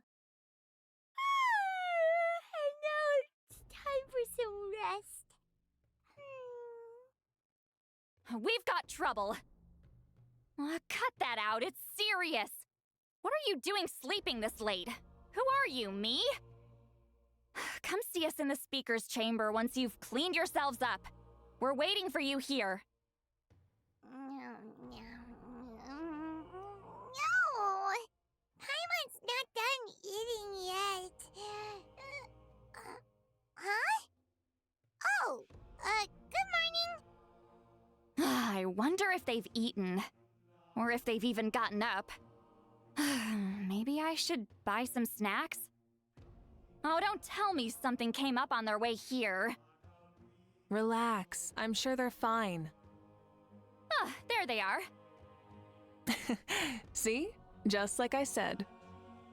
Moika, see Lolly! We came running as soon as we got your message. Thank you for coming all this way. Here, have some water and catch your breath first. Well, you could certainly say that. I'll let Lolly explain. Strictly speaking, I'm just passing on something I heard as well. Basically, the Wyab passed a truly shocking piece of news to me through the smoke last night. You're aware that Mawika's not the first Pyro Archon, yes? On occasion, there were those who lived longer than an ordinary human. Not unlike my situation. But all in all, the title has changed hands many times. And now, the Wyab have sensed a special surge within the ley lines. A truly ancient soul is about to return to the mortal realm. His name is Xbalanque. Xbalanque? But isn't he the very, very first? Yes, that's him. The first Pyro Archon. According to legend, he was the greatest of heroes and leaders, and the one who made a deal with the ruler of death, thereby creating the rules that saved Natlan's ley lines. Hasn't he been dead, like, a really long time? How can he be resurrected? Even in Natlan, it's impossible for someone as ancient as him to ever return. Still, nothing's off the table when Xbalanque is concerned. Hence why this really is something major. Let me be clear about this. I did not mishear, nor is the Wyab mistaken. We would never jest about something like this. Don't worry. Both the Traveler and I have complete faith in your abilities. Whose interpretation of the Wyab's will could we trust if not yours? Yeah, that's the one thing I'll never be modest about. But the fact I'm not wrong about this only further begs the question. Just why is Lord Xbalanque suddenly about to be resurrected now? As you can see, Lolly's even more concerned about this than I am. Still, it's understandable. Waiting to find out the whole truth must be torture for a great shaman who can only peep at the outcomes without knowing the causes. Mawika, I hope you'll approach this with a measure of caution. Depending on how things go, everything could change or nothing at all. Well, I think you know what I mean. I do. Xbalanque's arrival will shake our nation.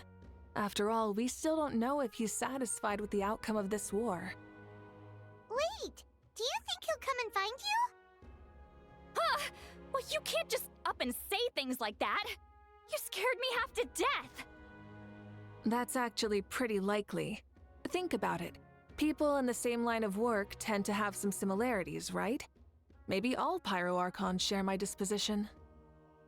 I don't want to meet him!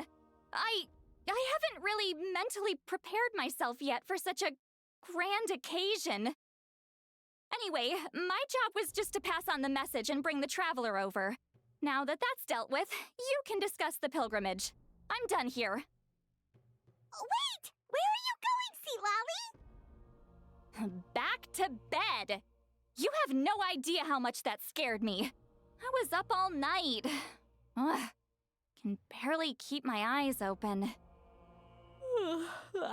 Nighty-night. It's like I said before. Our cultural legacy shouldn't end with our triumph over our suffering. Instead, it'll burn brighter than ever. So, the pilgrimage of the return of the sacred flame has been given new meaning.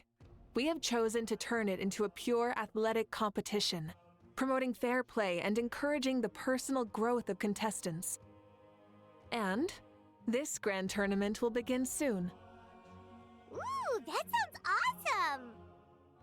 Heroes are drawn to tournaments like this, and naturally, you're no exception. The news of Lord Xbalanque's impending resurrection may be a bombshell, but I believe that we should keep our focus on the pilgrimage. Huh. Okay. So, not in a hurry to find him, huh? That's right. I've already informed the tribes that we'll be hosting the next tournament right away. It'll help sweep away the shadows cast by the war. Preparing supplies, cleaning up and remodeling the competition venues, recruiting staff for logistics, moral support, and pre-tournament weather forecasting, all of that's been assigned. We need to make sure everything is completed well and on schedule first. Traveler, Paimon, you are our cherished friends and a part of our nation. I'd like to invite you to serve as special supervisors for this event. Paimon can do it too? Of course. On that note, my two new supervisors, would you come with me to check on the progress of each of the tribes? Sure! We're here! This is our first stop! Looks like someone's in a good mood. Of course! Paimon's here as a special supervisor this time! It's only been a few days, but Paimon's back and cooler than ever! It's nothing. We've got a long road ahead, so it's good that she's so motivated. Pretty much all we need to do is talk to everyone and confirm how the preparations for the pilgrimage are going. Hold on a sec. Take a look over there. See that? Someone's fishing. It's them! It's a quartet, you insolent ignoramuses! A quartet! How dare you treat the almighty Dragon Lord like a subhuman! If anything, I'm superhuman! Wait, no! Draconian! Why, hello there, Ahau. And you three? What are you up to? We're fishing, Archon. Mualani says if we're lucky, we might catch someone really special. Yeah, like that punk Xbalanque. He's such a pathetic little... My apologies. Ahau clearly hasn't earned his ticket to see the sun today. We didn't mean any offense. When Kachina and Mualani were talking about fishing, they meant it literally, with hook and bait.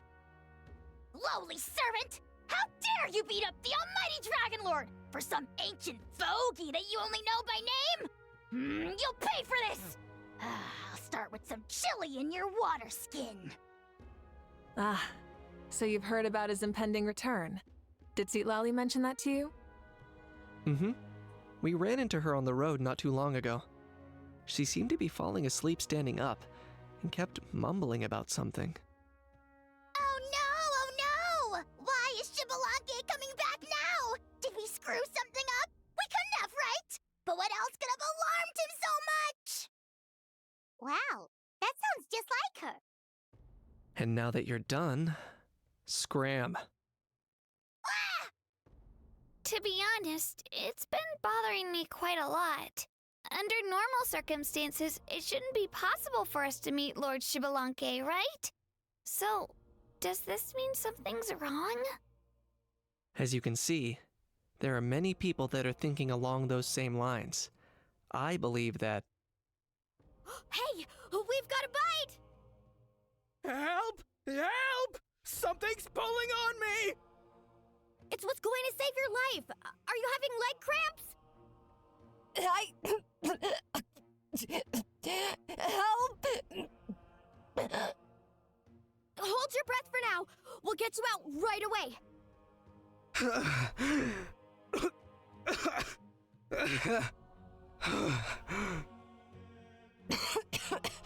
Thank you so much, everyone. Wait, why is her heart gone here? Well, would you look at that? You actually caught some people after all. Thanks for your help. Otherwise, that sudden bout of leg cramps might have ended our entire surfing squad. The two of us are in charge of transporting supplies. After safely delivering some of the equipment, medicine, and a few other things for the tournament, we had some time to spare, so... Didn't warm up before going into the water, did ya? Thank you. Thank you so much. Well, leave you to it then. We'll never forget how you saved us. We know you're busy though, so no need to worry about us. We'll see you around. Well, you gotta give it to Mualani. When she wants something to happen, then it just happens. Then it won't be long before she reels in Shibalonke himself. Now that'll be a wonder of wonders. I was just thinking, what if he enjoyed swimming like the rest of us? It's easy enough for anyone who loves the water to end up here, so might as well give it a try. It'd be a great chance to say hi to him. I used some commemorative badges for the stadium as a special bait. He's never been to present-day Natlan, so it'll all be new to him. I'm sure he'll be thrilled. And before you say anything, anything's possible. On the off chance this'll work, it's worth a try no matter how unlikely it is. Just like playing the lottery. As you can see, the power of friendship sustains their faith in the theory. Well, what about you then? Given your personality, isn't your continued presence a testament to the power of friendship too? Ha ha! She saw right through you, my foolish lackey. Silly, naive child. Now, witness the scorn of Kahula Hat! Ow! Picking up where we left off before, Sitlali never makes mistakes with her messages, so I believe that it would be best for you to meet with Lord Shibalonke. That should quell any unnecessary speculation. Thanks. I'll keep that in mind. But for now, what I need to do is check on the status of the preparations for the upcoming pilgrimage. Seems like the people of the Springs have done a great job. Yep, don't worry. We only came here to fish after finishing all of our work. We're all done, all three of us. Everyone at the Children of Echoes has been hard at work too. I only came here after finishing my tasks for today. It looked like everyone else was about finished too. Same for the Scions of the Canopy. We're all wrapped up. Huh. Now that's efficiency. I trust you. Well, looks like we won't have to make the trip to your tribes then. Everyone, this iteration of the pilgrimage holds great importance to Natlan as it is now. We must pull together and work as one, creating the best atmosphere possible for all our participants. Sure. Don't know why you'd worry about this stuff. You're always so ready to pounce on and fight just about anything. Why? You even dare to disrespect the almighty Dragon Lord! Remind me again. Has Ahau done anything besides talk? I'll send the dirtiest jobs his way right this instant. What are you doing to me, you son of a... hey! Let me go! It's always a party with those three. Seems like we can check off the people of the springs. Oh, wait, 4! No, sorry, 4. Oh, there she is, right over there. See, Lolly, didn't you say you were going to get some more sleep? Why are you still here? The chief came to me for help just now. Not like I can just ignore someone in need and go back to bed, now can I? What? You didn't tell him that you stayed up all night? I just told him about Xbalanque's imminent return, and told him to be prepared. There was no need to mention anything else. Right! You've still got a reputation to maintain, huh? Can't have people thinking Granny Eatsterly would lose sleep over something like this. Ugh, now you're making fun of me too, huh? So even children are ridiculing me now.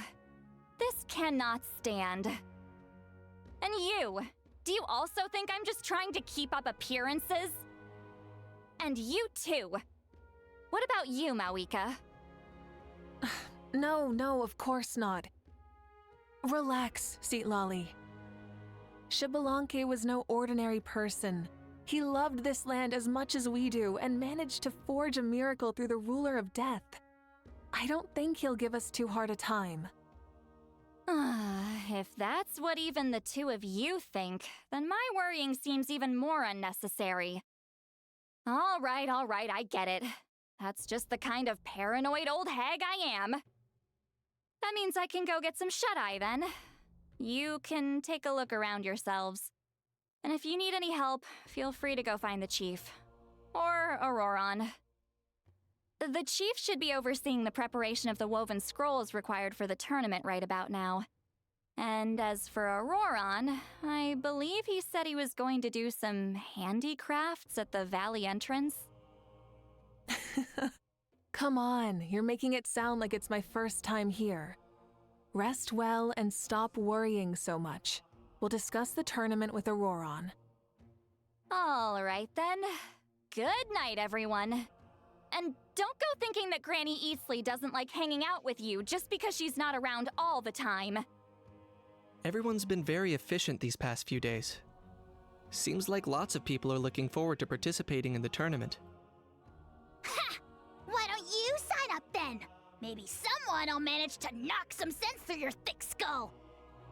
Why don't we all join? It'd be a great chance to kick back and relax. Relax? You find the idea of a tournament relaxing? This girl is crazy. Ugh. Mualani's right. Let's all sign up together. Huh? Even you? Children. Think you're all grown up, don't you? In the eyes of the great Kahulahau, you're still... Nobody asked. We'll go. You stay. What? You little... What if I put this piece of rope here? Oh, and this wooden dummy. No? Then what about this? No way, bro. That voice. Sounds like Auroron's talking to someone. Let's go see what he's up to. What you up to, Auroron? Oh, hello. Oh dear. A bird? No, a juvenile Cucasaurus. This one looks a little different from the others, though. Yeah, a very special look indeed. The heck are you on about? Whoa, he's quick on his feet. That retort was instant. For real now? Do you even hear yourself, bro? Did Paimon just say something wrong? Oh wow, no way, bro. What the heck? Don't worry about him. He's just... how should I describe him? No, he's an assistant at Aoife's clinic, and one of my friends. His name is Kukuku. The heck are you on about? Is that not his name? Oh, wow. No way, bro. Yeah, that's what he does. Those are all Aoife's catchphrases, so Kukuku picked them up after hearing them day after day. The last time I delivered some vegetables to the people of the springs, I ran into Ahau, who was there for a soak in the hot springs. Ahau and Kukuku were stuck in an endless back-and-forth argument. Eventually, Ahau got really agitated and just started immediately shouting, "No, you!" no matter what Kukuku said. How unbelievably childish. No less than I'd expect of Ahau. Even I have rarely witnessed things like that. They went on like that for an entire afternoon. Wait, how do you know that? Did you stay and listen to them the whole time? Yeah, I did. It was so dumb I couldn't look away. Anyway, I'm here because I'm trying to capture Xbalanque. Capture, huh? Wild choice of words. Then how about hunting for Xbalanque? Sorry, you're trying to do what now? We've never seen someone so ancient come back to life before, right? So I wanted to see if I could intercept him. See, this is the trap that I made. I've used it before. It's quite good at catching wild animals. Don't worry though. I've already told everyone that there's a trap here, so they won't get too close. See, I've even made a notice board.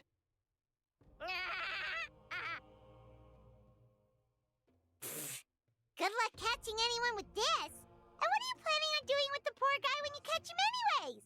Stick him in a stew? No. I just want to see what he looks like, and then I'll probably invite him to our tribe as a guest. I'll admit, I didn't take you for the actively hospitable sort. Well, a chance like this doesn't come every day. I wanted to give it a try, so I also made these little handicrafts. He says that, yet all of these look like a hunter's lethal handiwork. I see. In that case, I wish you success. If you do manage to catch a wild Xbalanque, please, let me know. I'd love to come and watch the fun. Hey, not you too! If the real Xbalanque does show up, a trap like that won't hurt him. We all have faith in him. After all, he was the first Archon of this land. That's right. That's also why I stuffed several layers of cushions and hay in there. If he really triggers the trap, he can just sprawl out and take a nap. For real now? Do you even hear yourself, bro? Bro, stop! You're driving Paimon insane over here! Oh, wow. No way, bro. Well, if you got time for this, then you finished prepping for the tournament, right? You took the words right out of my mouth, Paimon. Ah, so that's it. Sorry, I didn't know that's what you wanted to ask about. We, Masters of the Nightwind, are broadly responsible for the woven scrolls and mental support. I have expertise in exactly neither of those, so I joined the logistics team. I provided some amazing supplies. The others even praised me for the quality of my produce and even asked me about how to grow such great fruits and vegetables. I was very happy. You've gotten quite good at dealing with people. Yes, I think I've rediscovered a bit of that feeling I had in my childhood. Seems like things here are going smoothly. In that case, we'll check on how things are going elsewhere. See you later, Auroron. Bye, Auroron! Good luck with the capturing Xbalanque. See you later. So he also knows how to say goodbye.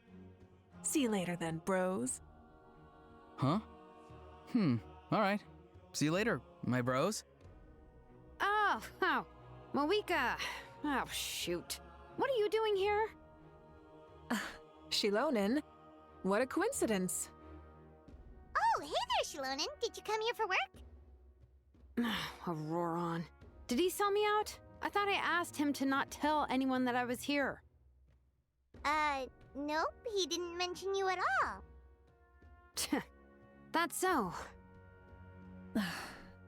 She's avoiding me. There are a few big pieces of equipment we need for the tournament, and I've been wanting to ask her to make them. I went straight to her place because I was worried she might refuse, but each time there was nobody home, and the neighbors said that she was busy. Turns out, she was here. Wow, she literally ran away from home just to avoid taking work from you.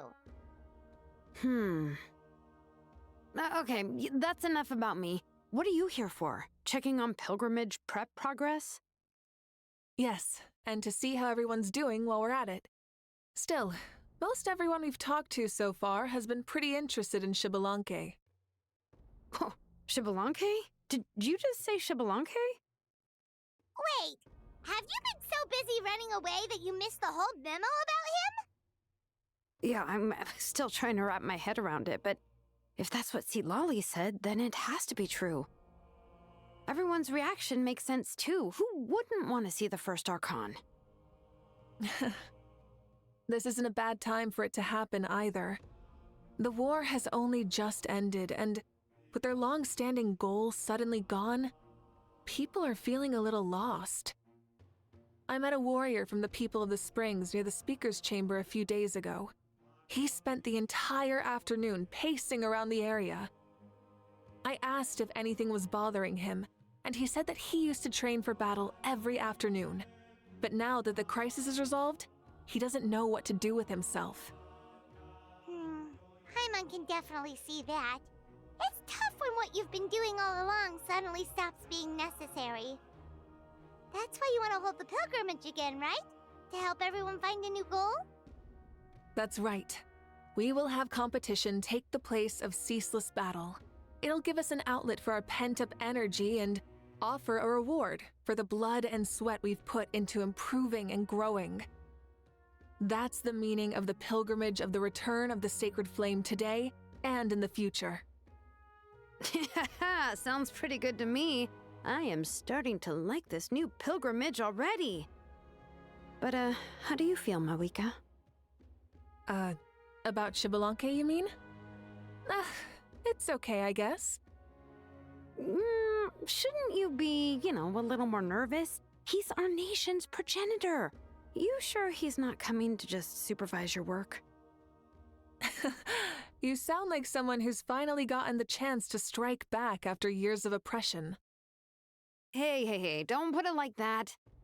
All right, maybe a little. It's not every day that someone who could bring you down a notch shows up. I knew that's what you'd think. Don't worry. If the real Xbalanque does make an appearance, then, naturally, I have my ways to meet him. Really? How? No spoilers just yet. Take a guess. Wait, you have a playful side too? Of course she does. This whole glorious righteous leader thing is just one facet of her. And it's the side of her you've seen the most so far. But... Tragically, this is how my longtime companions think of me. Shilonen's always saying how awful I am. Hey! Don't just put words into my mouth like that. I've only ever said that you can be quite terrible sometimes. Sure, whatever you say. Come on, Traveler, Paimon, let's head to our next stop. Oh, and Shilonen, now that you've been busted, be sure to stop by my office and pick up the documents I left for you. I wrote down everything you need to do for the tournament. Good night. And she's fallen asleep just like that. Well, she's gotta wake up eventually. Let's go. Good night, Shilonen. And sleep well. Doesn't seem like there's anyone around. They're probably all out and about. Does that mean the preparations are going smoothly? Of course, without a doubt. I'll be honest, I'm more concerned about how everyone's doing than how the preparations are coming along. The amount of rest they get will directly impact their tournament performance. It's my hope that everyone is eating and sleeping well, so they can enter the stadium full of anticipation. What are you guys doing here? Oh, it's Cheska! It's been a while. How have you been? Great! Things have been good on my end, too. How about you? Same old, same old. Back to the grind. Flying around to break up fights when they break out. Taking walks with my family when I'm free. You know, the usual. That said, I haven't had much work to do lately. I take it that means there haven't been many fights? Yeah, the war just ended, and the bonds between people have grown a lot stronger in the process. Hard to start fights like that. I don't mind, though. More time for me to zone out. I just sit at a lookout point and tend to my weapons. The fresh air is also great for my mood. Sounds like you've been doing well, then. What are you talking about? You should know the ups and downs I've been through better than anyone. So, how have preparations been going here at the Flower Feather Clan? Ah, so that's why you're here. In that case, I'll take you someplace where you can see the situation clearly. Follow me. So this is the place you had in mind. Quite the view. Yeah. You can see our whole camp from up here. We trained like this back when we were fighting against the Abyss, too. You can see people talking and laughing, some holding boxes, others pushing carts. Even some who are using some kind of special equipment to scan the skies. It's you, Pyro Archon, and the heroes of Natlan, too. Ah, shucks. Heroes of Natlan? Paimon's feeling kinda shy now. What brings you to the Flower Feather Clan? Are you here to check on our work for the pilgrimage? That's right. Everything going well? Please, rest assured, everything is going off without a hitch. Everyone is in good spirits as well. Coach and her students are also here, so they've been helping out. Coach? Oh, is Ian-san here too? Oh, here to inspect our handiwork, then.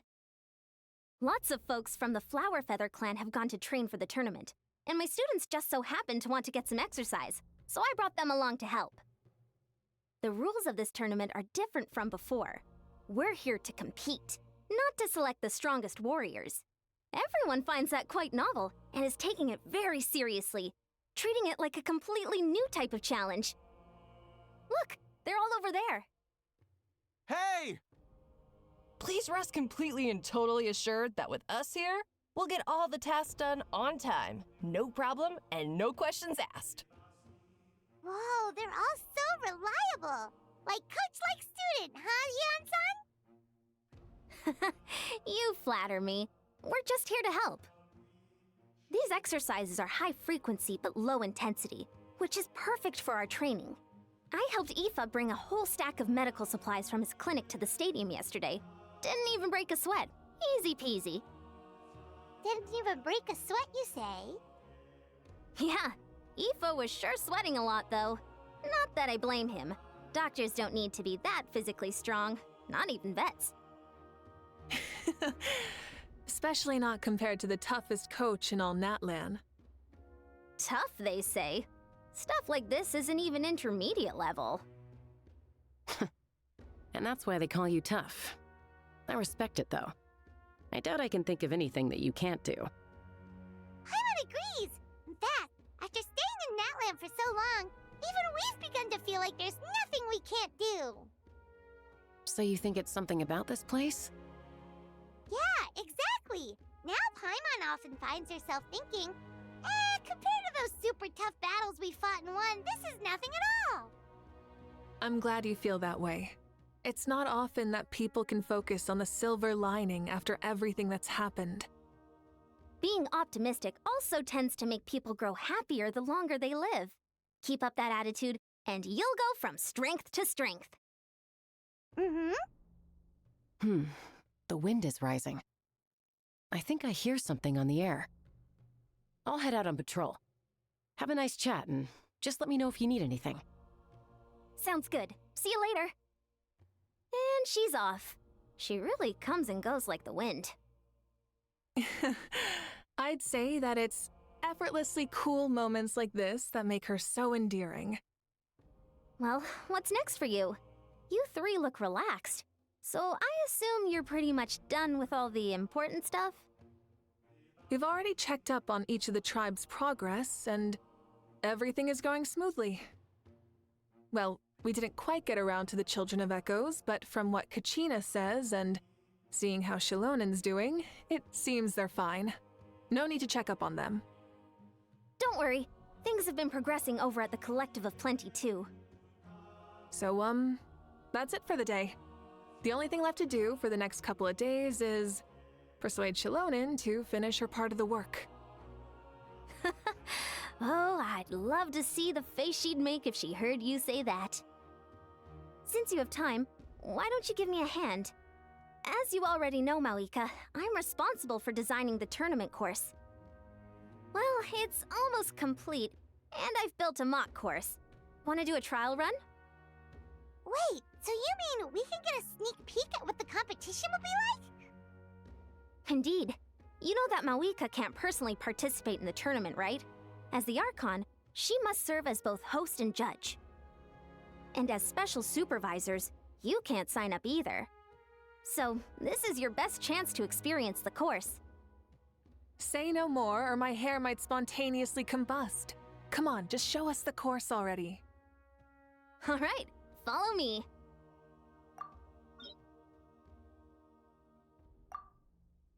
Here you go.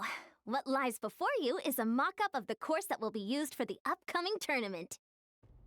You mean this entire thing? If it's for the pilgrimage, it's gotta be grand. That's right. I've designed this one to make use of the stadium's maximum capacity, and I've given thought to every space, every placement, and every dimension. See this kindling? Contestants will have to chase it throughout the competition, encountering all kinds of terrain, and they'll prove themselves by using their abilities to overcome anything and everything that stands in their way. That's the focus of this course. Yup, this round counts as a knockout round. There'll be other events as well, and the 8 contestants with the highest total scores will move on to the final individual battles. Oh, you're keeping those? Yeah, everyone loves a good duel. It really gets the adrenaline pumping and allows people to go all out with their skills. A warrior should always feel fortunate to meet their match on the battlefield, even if it only happens once in their life. No one can resist such a good fight. That's the most Natlan thing Paimon's ever heard! This tournament, too. It's just so... you. Oh? Why do you say that? Well, the competition's all about chasing the kindling, and you're all chasing something too, right? Oh, that's a good metaphor. That'll come in handy when I'm explaining my ideation process later. Well, I'm glad you found this helpful. The benefits of having Paimon and the Traveler as friends and teachers. All right, well, judging by your faces, you look like you're raring to go, Mawika. So why don't you try it first? No problem. I'll go get ready. Whoa, Mawika looks so excited. She must really be looking forward to this. Do you think that she seems a little bit different after the war and all? Like, you know, maybe in her sense of playfulness? She seems less serious than before. More willing to just loosen up and have fun. Nope, you're not hallucinating. I agree. Whoa, you heard too? So, Paimon's right? Yeah, the side of her that she hid during the war has now come out. Makes sense, though. Everyone wants to unwind a bit after accomplishing an important goal. She's really earned it. Oh, so that's why you called us over. It's all part of your grand plan, huh? Not exactly. I did expect Mawika to take this one, though, so I also planned some other events for you. Spare the flattery. It'll be awkward if you end up complaining that you're tired later. Wait, Coach, what about Paimon? Does she not even get to be a substitute?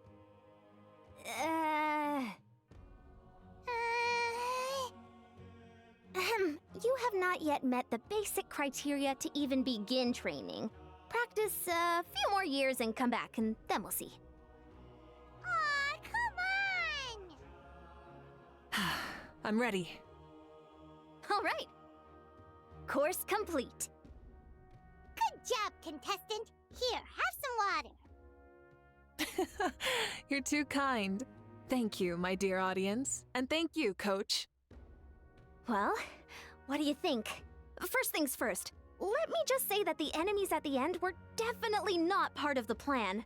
The device never did anything before. Maybe it can't detect anyone under a certain height. In which case, you would have been fine too. Oh, good point. It's a solid course, but, there are a number of small problems. For example, take the chase at the start. I feel like it's too short to separate the best from the rest. Why don't you find a few more people to test it out and adjust the distance based on their feedback? Ooh, you're really thorough. And yeah, getting multiple opinions is a great idea. Also, about the vertical section. It's only so-so, and contestants might get dizzy from the sudden change of direction, which might cause some of them to fall if they get motion sickness. Also... Got it all down. Couldn't have spotted any of these issues without actually running the course. Thanks for your help, Moeka. I'll keep making improvements based on these suggestions. That reminds me of something I was talking to the Traveler about, actually. I've got a ball launcher here. Want to give it a try? A ball launcher? Yep. Ball sports are also a proud ancient tradition here in Natlan. I've decided to use one for an event. It's been a long time since I saw gear like this. This game can be played by 2, 3, or 4 people, and it's a fun one. Want to give it a try? Great. I'll be your opponent then. In that case, get into position, you two, and I'll start the clock. Whoever has the higher score when the clock runs out wins. If you're ready, begin! Come on, Traveler! You can beat her! That was a thrilling game! Paimon was on the edge of her seat! Indeed you did. I've noticed that you're very good at games. And now that I found such a great opponent, we've got to have a rematch sometime. That should be enough data and feedback on my end for now. Thanks for all the help, everyone. No, we should be thanking you. Both the mock course and the ball launcher were fantastic. I didn't know you were so good at making things like this. You flatter me. It wasn't all my own handiwork. I contracted out a part of the work you gave me to Shilonen.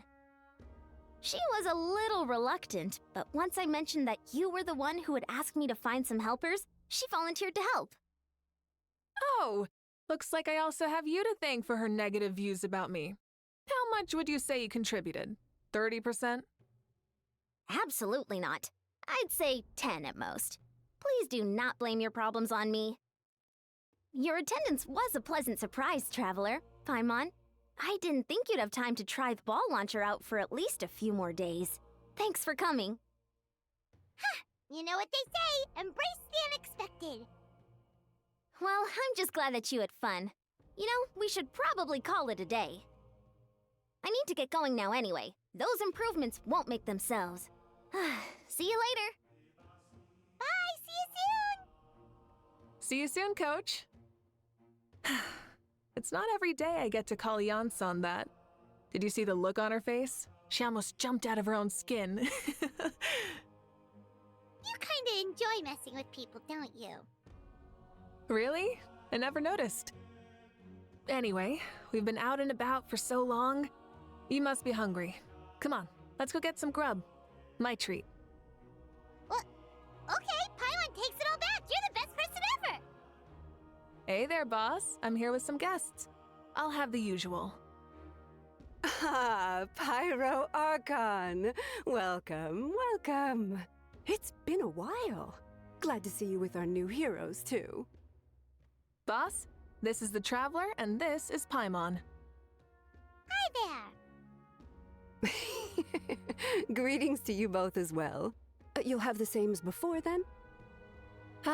We worked out today, so yeah, that would be great. So what is the usual? Oh, come on, Traveler. You've never been so stingy even when we were low on Mora, so why are you going after Paimon's food now that someone's treating us? You two are a riot. I get where the traveler's coming from, though. You're too cute not to tease, Miss Paimon. If someone's down in the dumps, your banter can cheer 'em right up. And that's not just from me, by the way. I've heard it from plenty of other people. For real? So, were you teasing Paimon on purpose, Traveler? Just leave it to us. Please wait a moment. Your food will be out shortly. All right, eat your fill, Paimon, but just remember, the tournament is in 3 days, so try and make sure your food coma is finished by then. What? Food coma? Huh. Don't know what you're talking about. Paimon will be there on time, don't you worry. Don't worry, in the event that you do oversleep a bit, I have my ways of waking you up. Really? You do? Speaking of your ways, Moika, you still haven't told us about how you plan to find Xbalanque. Oh, that? It's actually quite simple.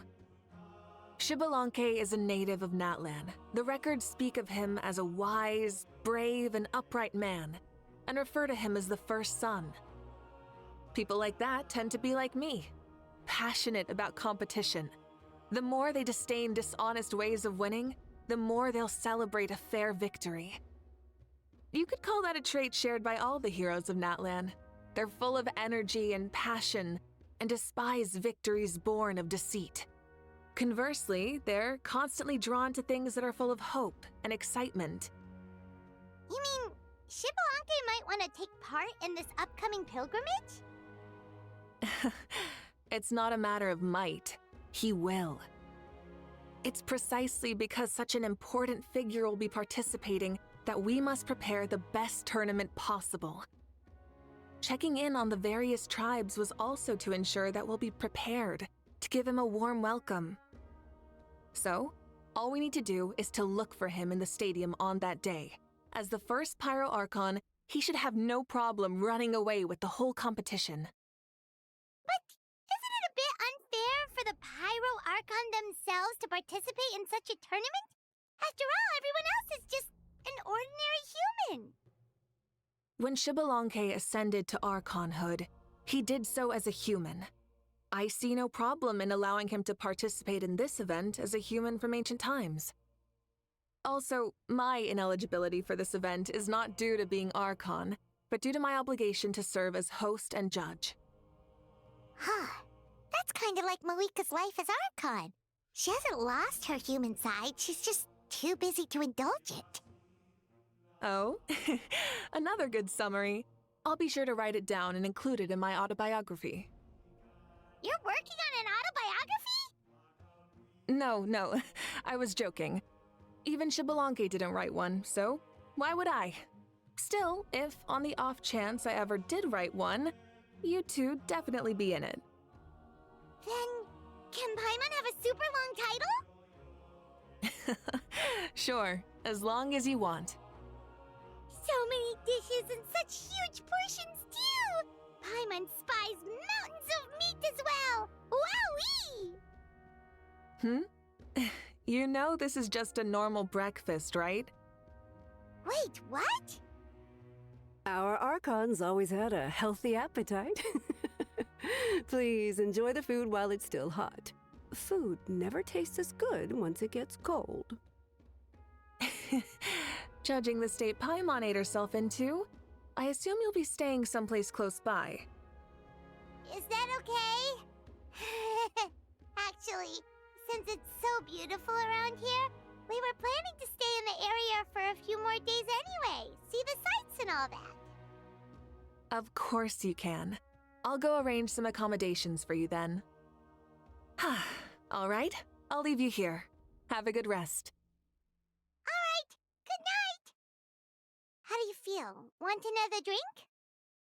Then how about some dessert? Paimon still wants something sweet.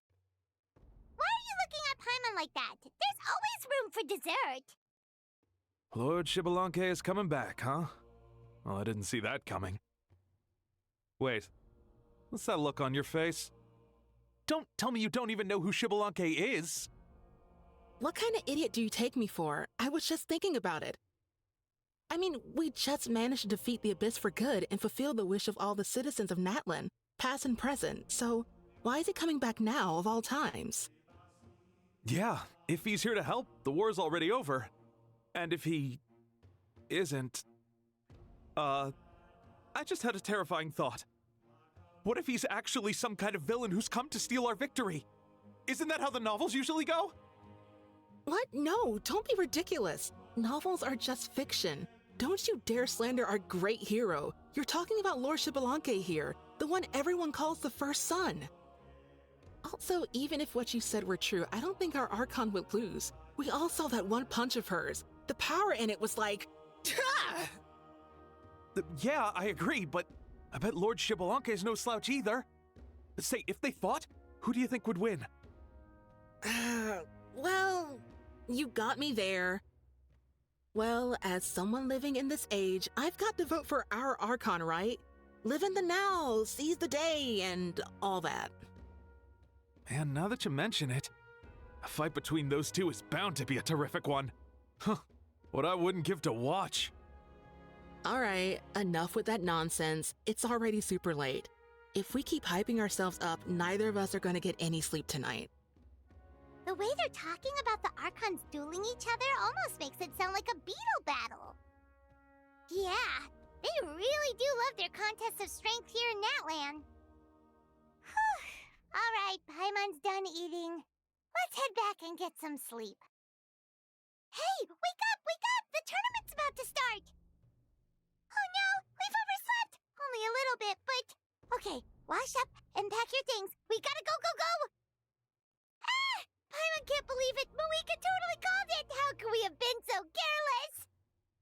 Is this what people mean when they say you get so excited before a trip that you struggled to sleep the night before only to miss setting out the next day? Hey there, how are you feeling? Malika, why are you here? Isn't the tournament about to begin? Yeah, we're about to start. I'm here to pick you up. Put on your helmets and get on the bike. Huh? Can we make it in time? We'll take a shortcut. Sit down and sit tight. You can hold on to my waist if you get scared. Woohoo! And safe! Just in time, too. We won the bet! We won the bet! That's right. Pay up a how. Yeah! Pay up a how! Pay up. Darn it!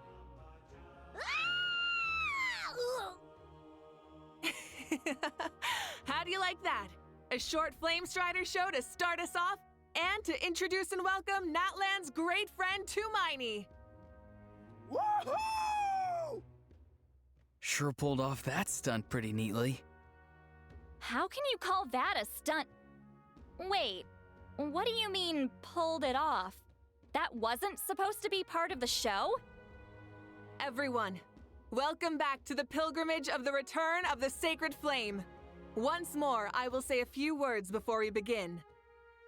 Bored? Heard it all before? Not to worry. We're doing things differently from now on. The Abyss no longer threatens us day and night as it once did. My comrades, my friends, thank you for your hard work and sacrifice. We have achieved a lasting victory. A new day has dawned on Natlan. Woo! Yeah, all right! From now on, the pilgrimage will no longer serve as the prelude to a war waged to defend our land. However, many aspects of it will remain the same. It remains a trial to determine the strongest among us, as well as a stage upon which to showcase your individual growth. Today marks the beginning of yet another legendary saga, one written in the triumphs of the victors. So without further ado, let the tournament begin! Yeah! Heck yeah! Who's gonna be the new champion? Now then, you two. You'll be the mobile supervisors, moving with the contestants as they progress, and making sure that everything is proceeding fairly and in good order. Leave it to us! We're the best adventurer and travel guide duo you'll ever meet! Oh, and one more thing. I believe I've mentioned this already, but if you find any leads on Lord Xbalanque, please pass them on to me. Thanks. I'm counting on you. Hey, Kanich, gonna take part in the tournament? Of course. I wouldn't dream of missing such a rare opportunity. Best of luck, you can do it! Where's the How, though? I locked him in a chest. I'm going to win the tournament solely on my own merit, so he's not needed during the competition. On a different note, have you heard anything about Lord Xbalanque? I've looked all over, but haven't seen anyone that struck me as being on his level. Sure. You're reliable as always, Kanich. We should go check with the others now, so we'll see you later. Good luck, and make sure you don't get injured. Appreciate it. Wish you guys every success as well. Oh, hi there, Eon-san. Are you gonna participate in the tournament? No, as the designer of this course, that's out of the question. I'm here to cheer everyone on and monitor the pre-event warm-up. Contestants must limber up properly if they don't want to get injured. That's fair. Can we ask you something then? You know about Lord Xbalanque's resurrection, right? Have you seen anyone with that kind of aura over here? Yeah, the others told me about it. I've kept an eye out, but haven't noticed anything unusual. At least, I haven't seen any contestant whose strength or skill is clearly a cut above the rest. Got it, thank you! We'll keep asking around then. You're welcome. Oh, wait, one moment. Huh? You warm up as well. You'll be running alongside them in the stadium, so you've got to go in prepared. Stretch. Lower. Again. Good. All right, you're good.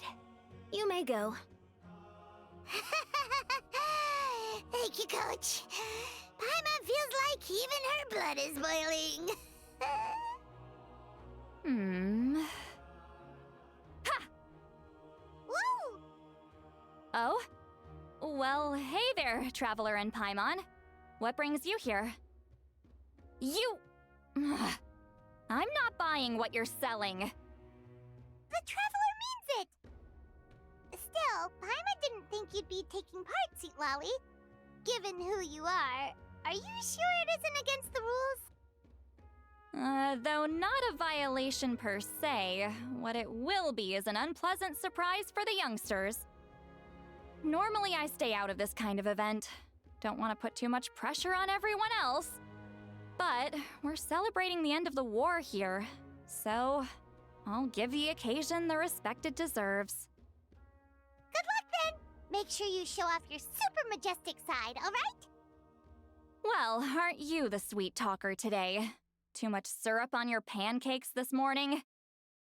Anyway, thank you both. I'll remember your words of encouragement and do my best. So, what was that? Ha! Thing all about? Some kind of strange ritual? Of course not.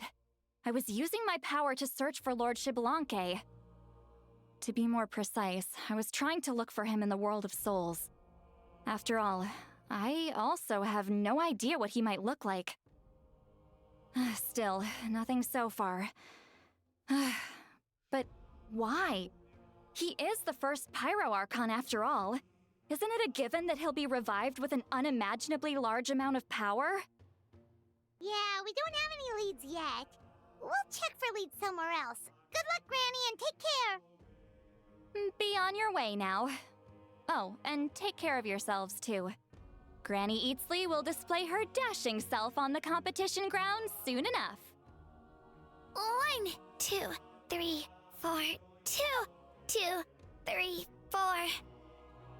How's the warm-up going, Kachina? Feeling good? Oh, hey you two. Yeah, I'm feeling great. Ready to get out there and show 'em who's boss. I'll give it my all.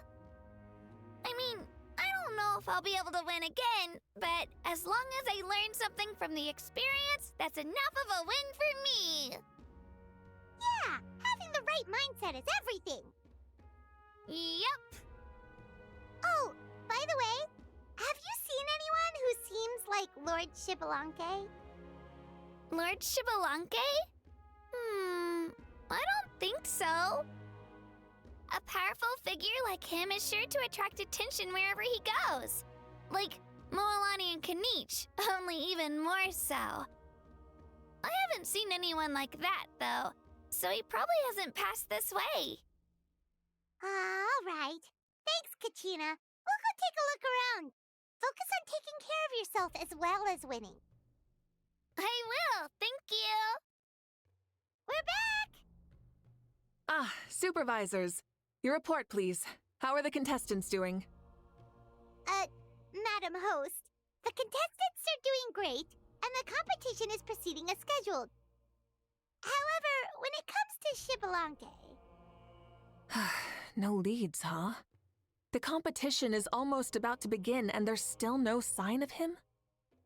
Not what you expected? Not necessarily. Still, let's go give everyone a warm welcome before we kick off. I believe we're all warmed up. Now, take your positions. This iteration of the pilgrimage is the perfect chance for us to bid farewell to the past. Now go forth and soar. Faster, higher, stronger. Become a better version of yourself. Remember what brought you here and keep pushing forward. This tournament begins now! All right. Ready or not, here I come! There's Mualani, a natural sports star. She's not gonna stop scoring anytime soon. I've got this. This round's in the bag. A vertical course, huh? Time to leave them all in the dust. Kanich is coming up to the trickiest parts of the course here. But is he slowing down? No! He's speeding up! Amazing! How's he so fast? See you later. The gap between our competitors has increased significantly. Could this mean? Ha! Oh! Contestant Kachina has suddenly appeared from the side. This part's rough, but I won't give up. So annoying. The competition has entered its final phase. Who will emerge victorious? We're about to find out. Got you! Well, do you yield? I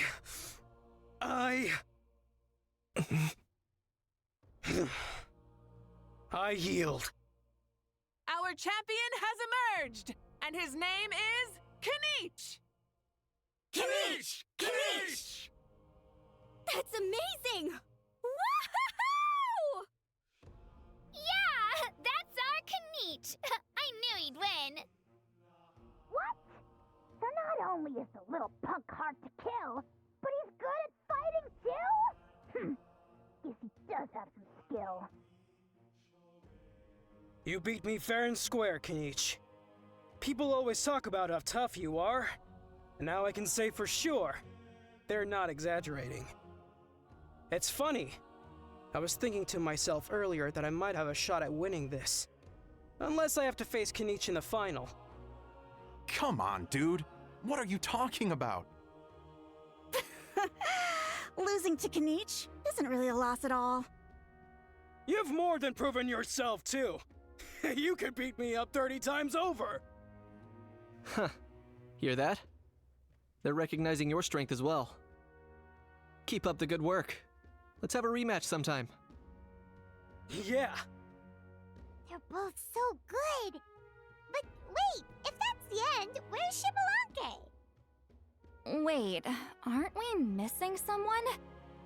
Lord Shibalanke. Now that you mention it, where is he? Don't tell me. What's with the looks on your faces? I might have won, but I'm not Shibalanke. Huh? Are you saying that you beat Shibalanke then? Just kill me now! Better death than to suffer this torture! What a joke! You might be onto something. I've never met our runner-up before. So, where did you get this good? That's impossible, right? Could he have placed so well because of some connection with Lord Xbalanque? You mean, he might be Xbalanque? Wait, I'm Xbalanque now?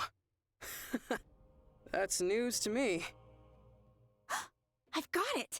Lord Xbalanque didn't want to steal anyone's thunder, so he must have lost the tournament on purpose. Wait, that doesn't make any sense. This is the most holy pilgrimage of the return of the sacred flame. How could anyone throw a match?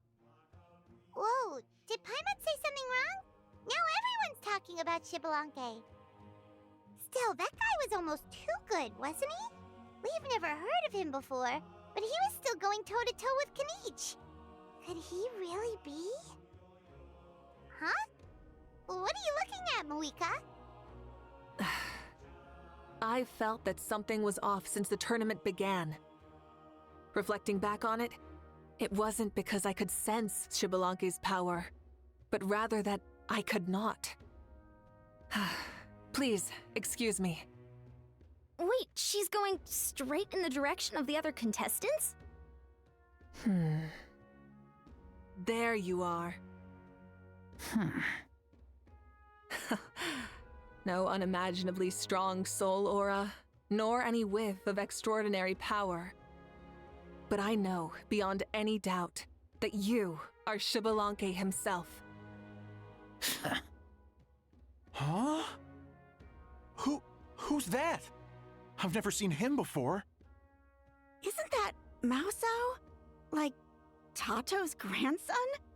When did he sign up for the tournament? Did he even fight anyone out on the field? What are you talking about? He's been standing there this whole time. I totally thought he was just there to cheer the others on. Wait, so that's Xbalanque? But he's just a kid. Ha!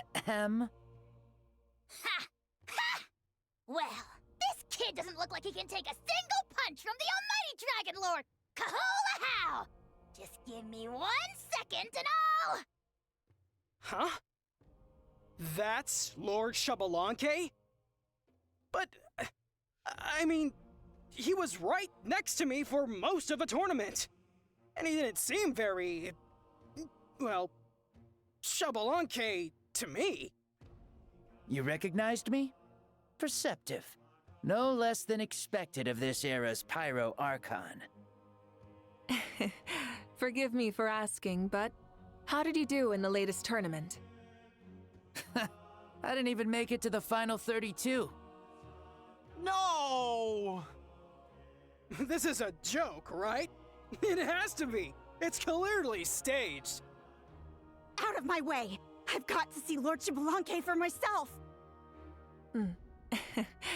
As expected, your return has caused quite the commotion. Less talking, more doing. Hurry up and take Lord Xbalanque to a safe place. I've got this place covered. Please, remain calm, everyone. Lord Xbalanque is one of the most important people in all of Natlan. I will take responsibility for receiving him into our midst. You heard the Archon. Just leave this to her. Don't worry. We'll let you know as soon as we know more. She's calling us. Quick, let's go. Hey, wait up!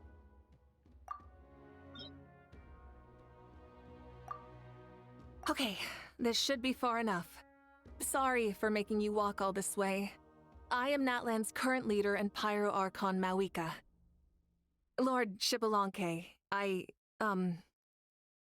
said I was inviting you for a chat, but to be perfectly honest, this is also my first time doing something like this, so I don't even know where to begin.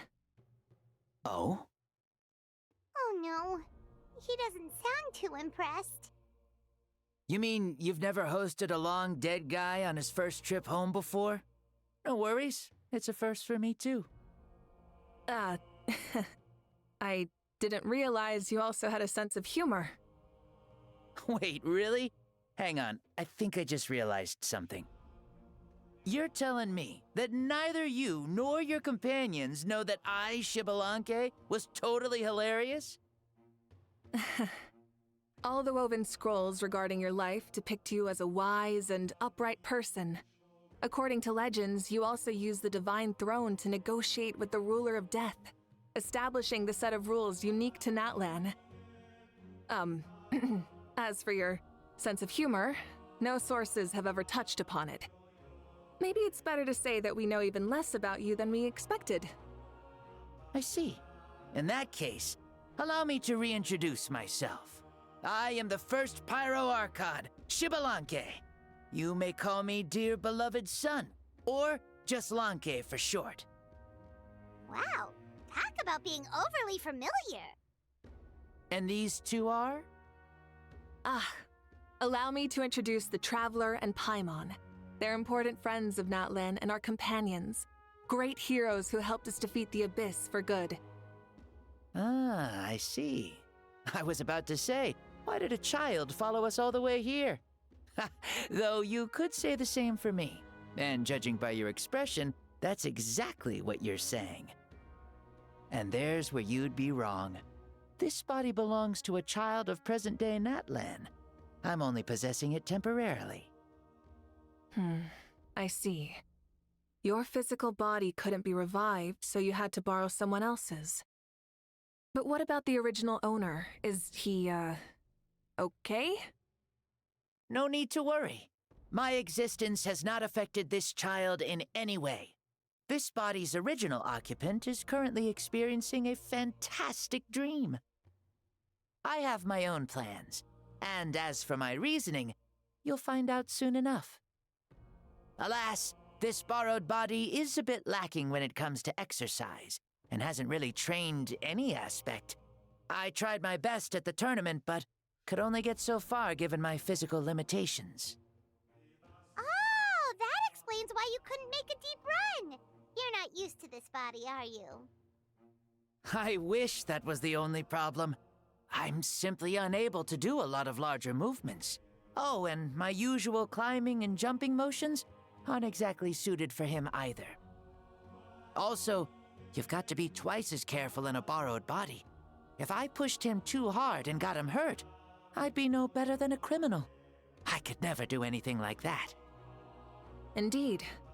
Still, the great shaman Seatlali learned about your impending resurrection from the Wyup, but we still don't know why you've returned. Oh, is it time to get serious then? All right, serious mode activated. Ahem. In any case, you've already touched on the topic. I did indeed strike a deal with the Ruler of Death. She once asked me why I prayed for her power as a mere mortal, and why I yearned to save a nation in peril. I convinced her with the promise of perpetual existence and the everlasting flame of life. So she shared her strength with me, and allowed Natlan to operate under brand new rules. I told her that the plan would be a grand, long-term one in which victory would not come for some time, certainly not within a mortal lifespan. Still, I knew that someone else would bring it home. She assented to my request, and became an observer of our tale. Seeing her interest, I also asked that I, as the one who laid the foundation, be granted an opportunity to see the new world with my own eyes, if we actually did manage to triumph in the far future.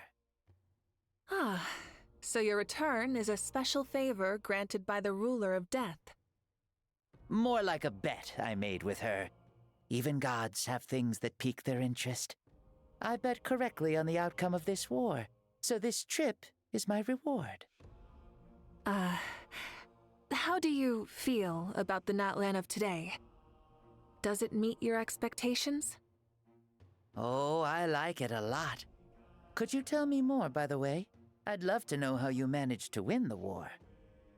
As you know, ours was an exceedingly grand, long-term plan. I'll skip over the most ancient parts and start with what I know. The battle from 500 years ago. The disaster struck suddenly, and Natlan was engulfed in darkness. Our land and faith were both shattered, and everyone believed that our nation's end was nigh. But even when thrust into battle against the abyss, fate, and the passage of time, our heroes did not give up hope of victory. We each shouldered our heavy duty using the power that you left behind. All the Pyro Archons in the last 500 years have devoted their lives to banishing the abyss, rebuilding our tribes and faith, and uniting the people as one. As for me, I decided to head 500 years into the future, that is, the present, so I might finally bring together our people's resolve, which has stood firm for thousands of years, and fight for our final victory. Of course, I had prepared for the worst. That I would awaken to naught but monsters, corpses, and ruins where our nation once stood. Had that happened, there would have only been one thing left for me to do. Fulfill my final duty as a warrior, and then witness the end of the world helplessly. Still, the outcome proved that our faith was not misplaced. This victory, and the miracle that it created, is the greatest reward for all who gave everything to protect our realm. Yeah, had anything gone wrong, whether in the past or in the now? I have always believed you to be shrewd. Surely, such a quality was needed to bargain with the ruler of death, and win so much for us in the process. Natlan was only able to overcome this crisis with your help. All these millennia later, and the people of Natlan have finally achieved victory over fate. If future generations will call me the one who created the rules and initiated the plan, then you are the one who inherited those rules, the final executor of the plan, the one who created a miracle. Beginnings and endings, creation and change. Awika, you truly are a remarkable leader. It is my honor to have met you. Please, you're too modest. Rather, it's our honor to welcome you back to this world. Ah, and that's the perfect segue to something that you should know. You see, you don't have to worry too much about my second life, since I'll only be here for a single day, like from sunrise to sunset. A single day? What? That's why I said you won't have to worry too much about the boy this body actually belongs to. I'll be long gone by this time tomorrow. Besides, no one ever said I was actually going to return and stick around for years and years, right?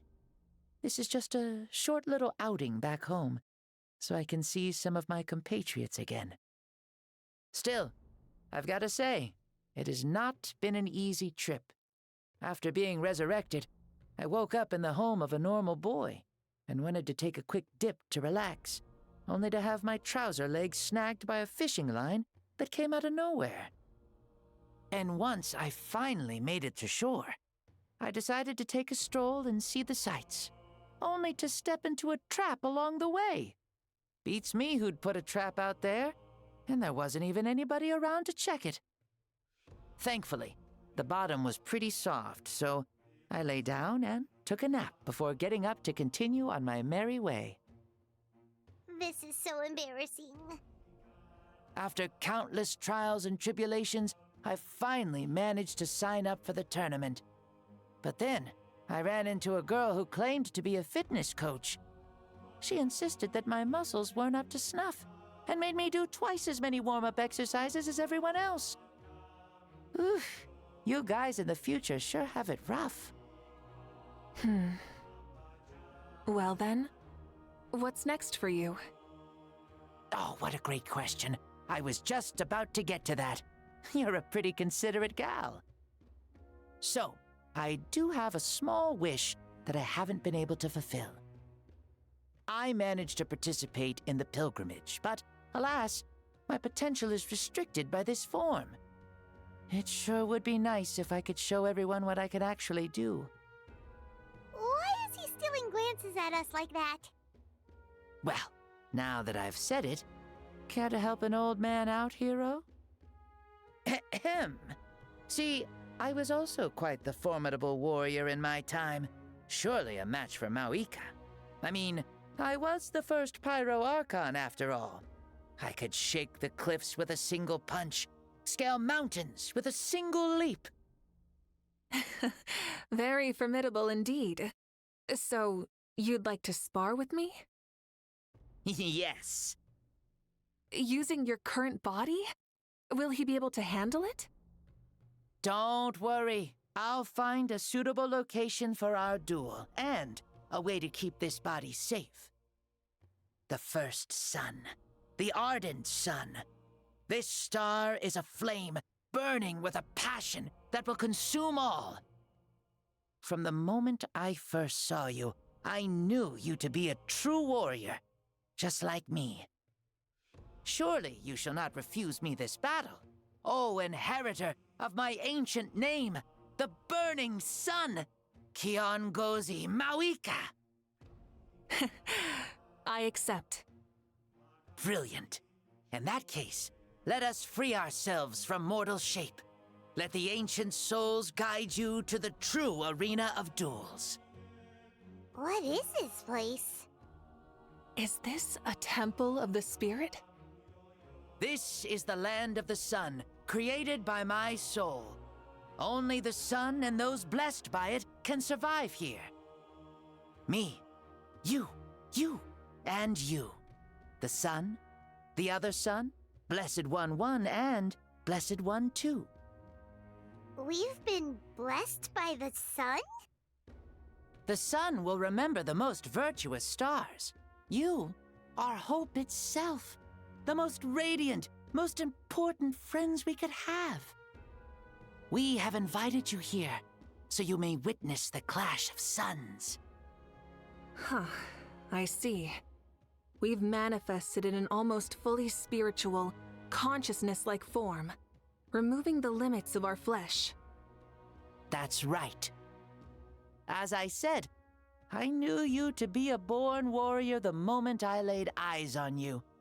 But there are two forms of human strength, that of the body and of the spirit. The great Xbalanque, impressed upon a child's body, found less than a third of his original strength available to him.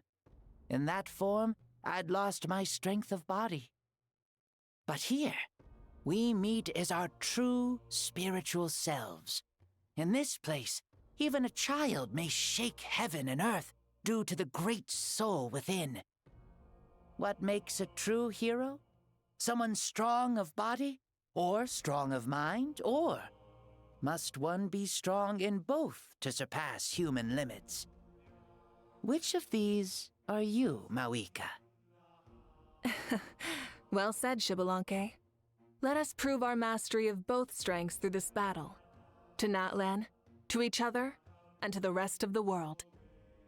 You and I both know we'll never meet a better matched opponent. Indeed, that's exactly what I've always wanted. As a citizen of Natlan, as the Pyro Archon, as an opponent from across the millennia, and a friend whom you never had the chance to meet. Let us have a fair and honorable duel.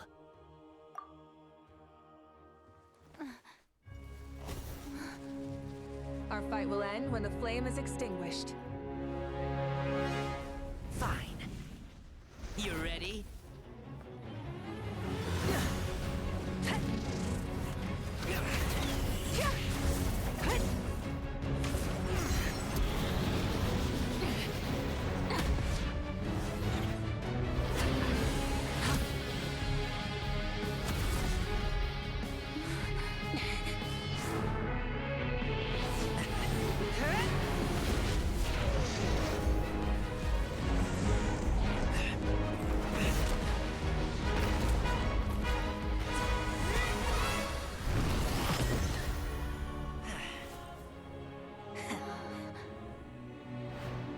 Do you never feel tired?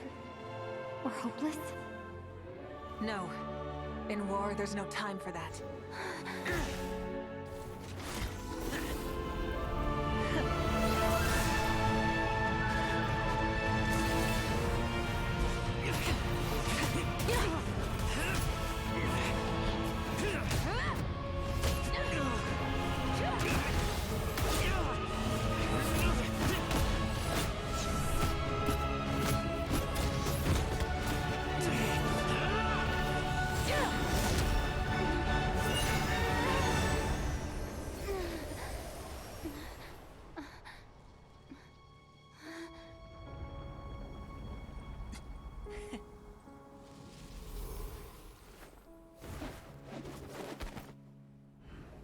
The fire's out. Let's stop here.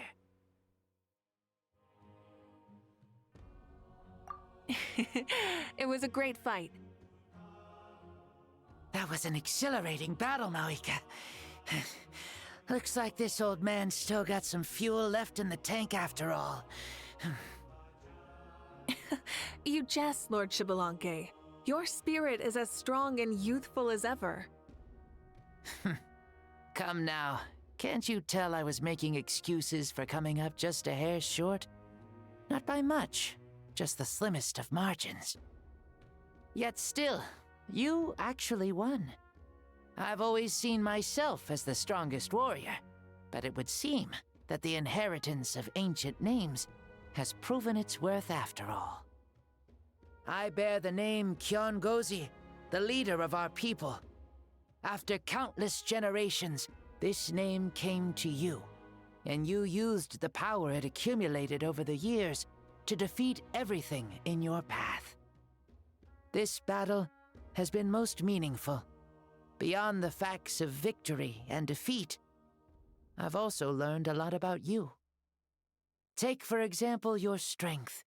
It is at once ruthless and gentle, both tenacious and sharp. You neither overwhelm your opponent with sheer power, nor defy them with only your strength of will. You possess a great understanding of your own might, and will convert all of it into fuel, so you may climb to even greater heights. It is thanks to heroes like you that this war was won. I'd have never been able to return to the mortal realm otherwise. Your victory granted me this chance at a second life. Even if it is just for one day, the sun has risen again to drive away the darkness. Even the darkness of death that once enveloped me has been dispersed by your flames. Mawika, you are the newborn sun, greater and more radiant. Allow me to give you a present to celebrate your victory. Ooh, there's a prize too? Paimon wants to know what it is! Coming from you, it must be super awesome. My journey is complete, and I have no more need for my remaining time. Mawika, I would like to give you all my remaining life force, which I obtained from the ruler of death. Use it to awaken those you wish to see the most. Surely there must be at least one person that you'd like to meet. What? So it's a blank check to bring anyone back for a time? Though Natlan possesses incredibly unique ley lines, it is still extremely difficult to meet the dead outside of the Night Kingdom. Now, take it. Though we both became Pyro-Archons in life, we were still born into this world as ordinary humans. There's no need to hesitate. Just do what you think is best. Thank you for the offer, but I don't think I'll be needing it. Huh? The past lives on in my memories, and will always remain my treasure. Meeting someone we can no longer see again will only lead to more longing. Rather than cling to the past, we should enshrine it in memory. Ever loved and never forgotten. Mawika. They were right. That's exactly the sort of person you are. They? Your parents, sister, comrades, and friends. Those who walked with you, and those who left you behind. Those who crossed blades with you, and those who prayed for your safe return. Each and every one. Mawika, has one granted the special privilege to return, I can sense them calling for you, and watching over you from within the distant winds. Dear Mawika, our esteemed Archon, leader of our people, how have you been doing? We all miss you so. There are so many things we want to say to you, but if we really were to say them, they'd just be those simple, heartfelt words.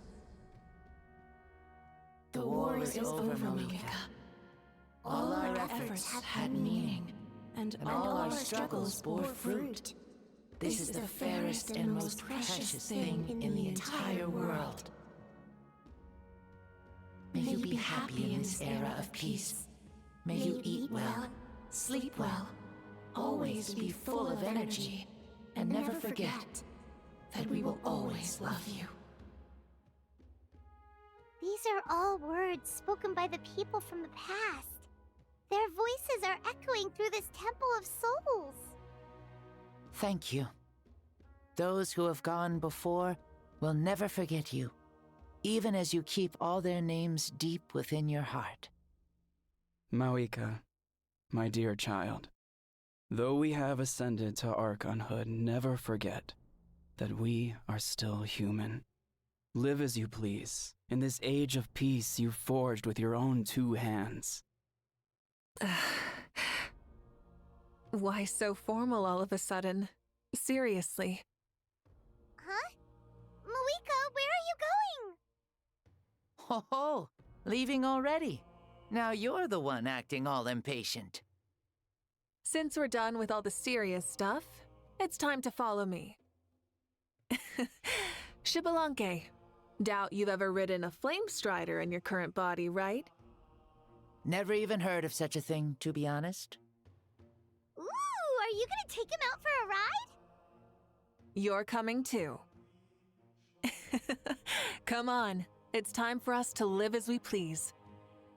We made it! Woohoo! Woo! Woohoo! Thank you, Mauika. This has been a wonderful trip. Lovely things are meant to be shared after all. It's the least we could do for our friend. I'll admit, I didn't expect people several thousand years in the future to see me as a friend. Not that I'm complaining. This old man's had a great day today. Thank you, dear friends. I can still remember how nervous you looked when you saw me for the first time, Mauika. I'll cherish that memory. Oh, is it almost time? Yes, it is. Thank you for coming back to see us. This meeting means a lot to me as well. Mm-hmm. Well, time to go. Don't forget to lead a happy life. Aw, already? Paimon's gonna miss you. See you later, Xbalanque. He closed his eyes. Did he fall asleep? Mm-hmm. I can no longer sense Xbalanque's soul. Well, it's gotten quite late, hasn't it? Thank you for accompanying me this whole time. Let's hurry back. You must be starving. Yes, after the end of the pilgrimage, we hold a banquet to congratulate the champion of the tournament. There will be good food and plenty of it. You guys are gonna love it. Mao Sao should be there too. I'll bring him over. Do you think there'll still be any food left over for us? It's kinda late and all. I'm sure the feast has already started, but don't worry. I'm sure Yansan will save some for us. She's very reliable. Leaving the tournament planning to her was a smart move. So she probably figured that we'd be gone a long time. Yeah, I told her as much too. Seems like they've prepared the thing. What thing? See that row of braziers over there? Oh, so that's what they are. They haven't been lit, so Paimon totally thought they were something else. Here, watch this. Whoa, they're beautiful! This particular kind of brazier is called a signal flame, and is reserved for those coming back late at night. The others set up an entire path using these signal flames to await our return. Those returning to the tribes must light them with their own hands. The flames will illuminate the path ahead and show the tribe that the person has made it back. Even if you're surrounded by darkness, never forget. Your friends wait for you in the distant light. Remember that feeling when the exhaustion of your journey creeps up on you. You're back! Archon, Traveler, Paimon! You were really gone a long time. We've already started grilling the meat. We had a long talk with Lord Xbalanque. It was pretty time-consuming. Did it all go well? More than well. Xbalanque, he's a very good man. He far surpassed even my expectations. So the only reason Lord Xbalanque didn't win the tournament is because he was limited by the physical body he was in. That's right, but don't feel disappointed on his behalf. He himself was not upset about that turn of events. He had many revelations during this journey, and as he said, strength of mind is as important as the strength of the body. He realized that after failing to make it to the final 32. Huh. No matter how many times Paimon hears it, it's still so funny to think that Xbalanque didn't even make it that far. Strong in both body and mind. Huh. I'd say our champion Kanich fits the bill. Don't you think? Indeed. Everyone, let's raise our cups. Let's celebrate our champion! Kanich, you've proven yourself a true warrior and athlete. Congratulations on your triumph in the pilgrimage. A toast to our champion! Cheers! Thank you, everyone. Hey, look! The kid's awake. Huh? Where am I? Hello, Mausau. You're awake. This is the celebration feast for the pilgrimage of the return of the Sacred Flame. You participated in the tournament too. Huh? Me? It's a long story. It's so long, even my lowly servant couldn't manage to give a simple summary. Ha! I see. I remember Lord Xbalanque, our Archon, Mawika, and the pilgrimage. I feel like I dreamed a very long dream. I was super strong in that dream, too. I could jump up onto the roof with one leap, and I could climb, fly, and glide. It wasn't a dream. Your body did go through all the motions of the tournament. You were already an outstanding contestant. I'm a contestant? You know, Mom and Dad always say that my health isn't the best, and I might not be able to do all the things everyone else can. But right now, I feel like I can fly. Really? Like Paimon? Yeah, I feel amazing. It's like I'm filled with power from head to toe. I want to feel like this next time, too. Then go and train hard, then come back next year and show us what you've got. Yeah, as long as you put in the work, you'll do great. I know it. That's how it is for all of us. Yes. You'll turn out to be a truly beautiful vegetable. I'm sure of it. Vegetable? Yeah, I will. Oh, but the pilgrimage was only half of the dream. I think, after that, I somehow got into a fight. Really? Against who? I think it was our Archon. That wasn't a dream either. I did have a duel with Xbalanque. Huh? I was hoping to save this until later, but since we're already on this topic, I've got another piece of good news to share. Namely, that we crowned another champion today. Lord Xbalanque and I engaged in an all-out duel, as worthy rivals from across the millennia. In the end, I won by the slimmest of margins, defeating our legendary hero. Wow! I can't believe it. You beat the Xbalanque? This is no lie, and I have our best friend here to back me up.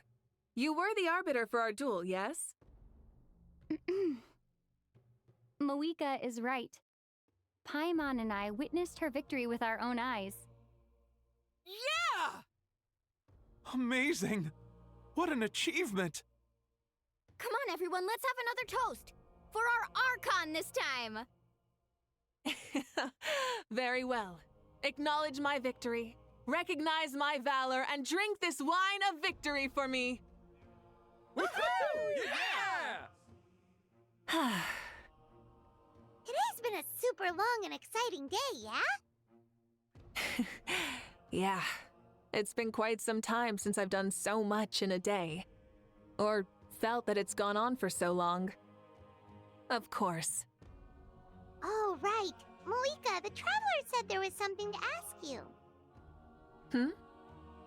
I was just thinking, you were fighting Xbalanque for such a long time.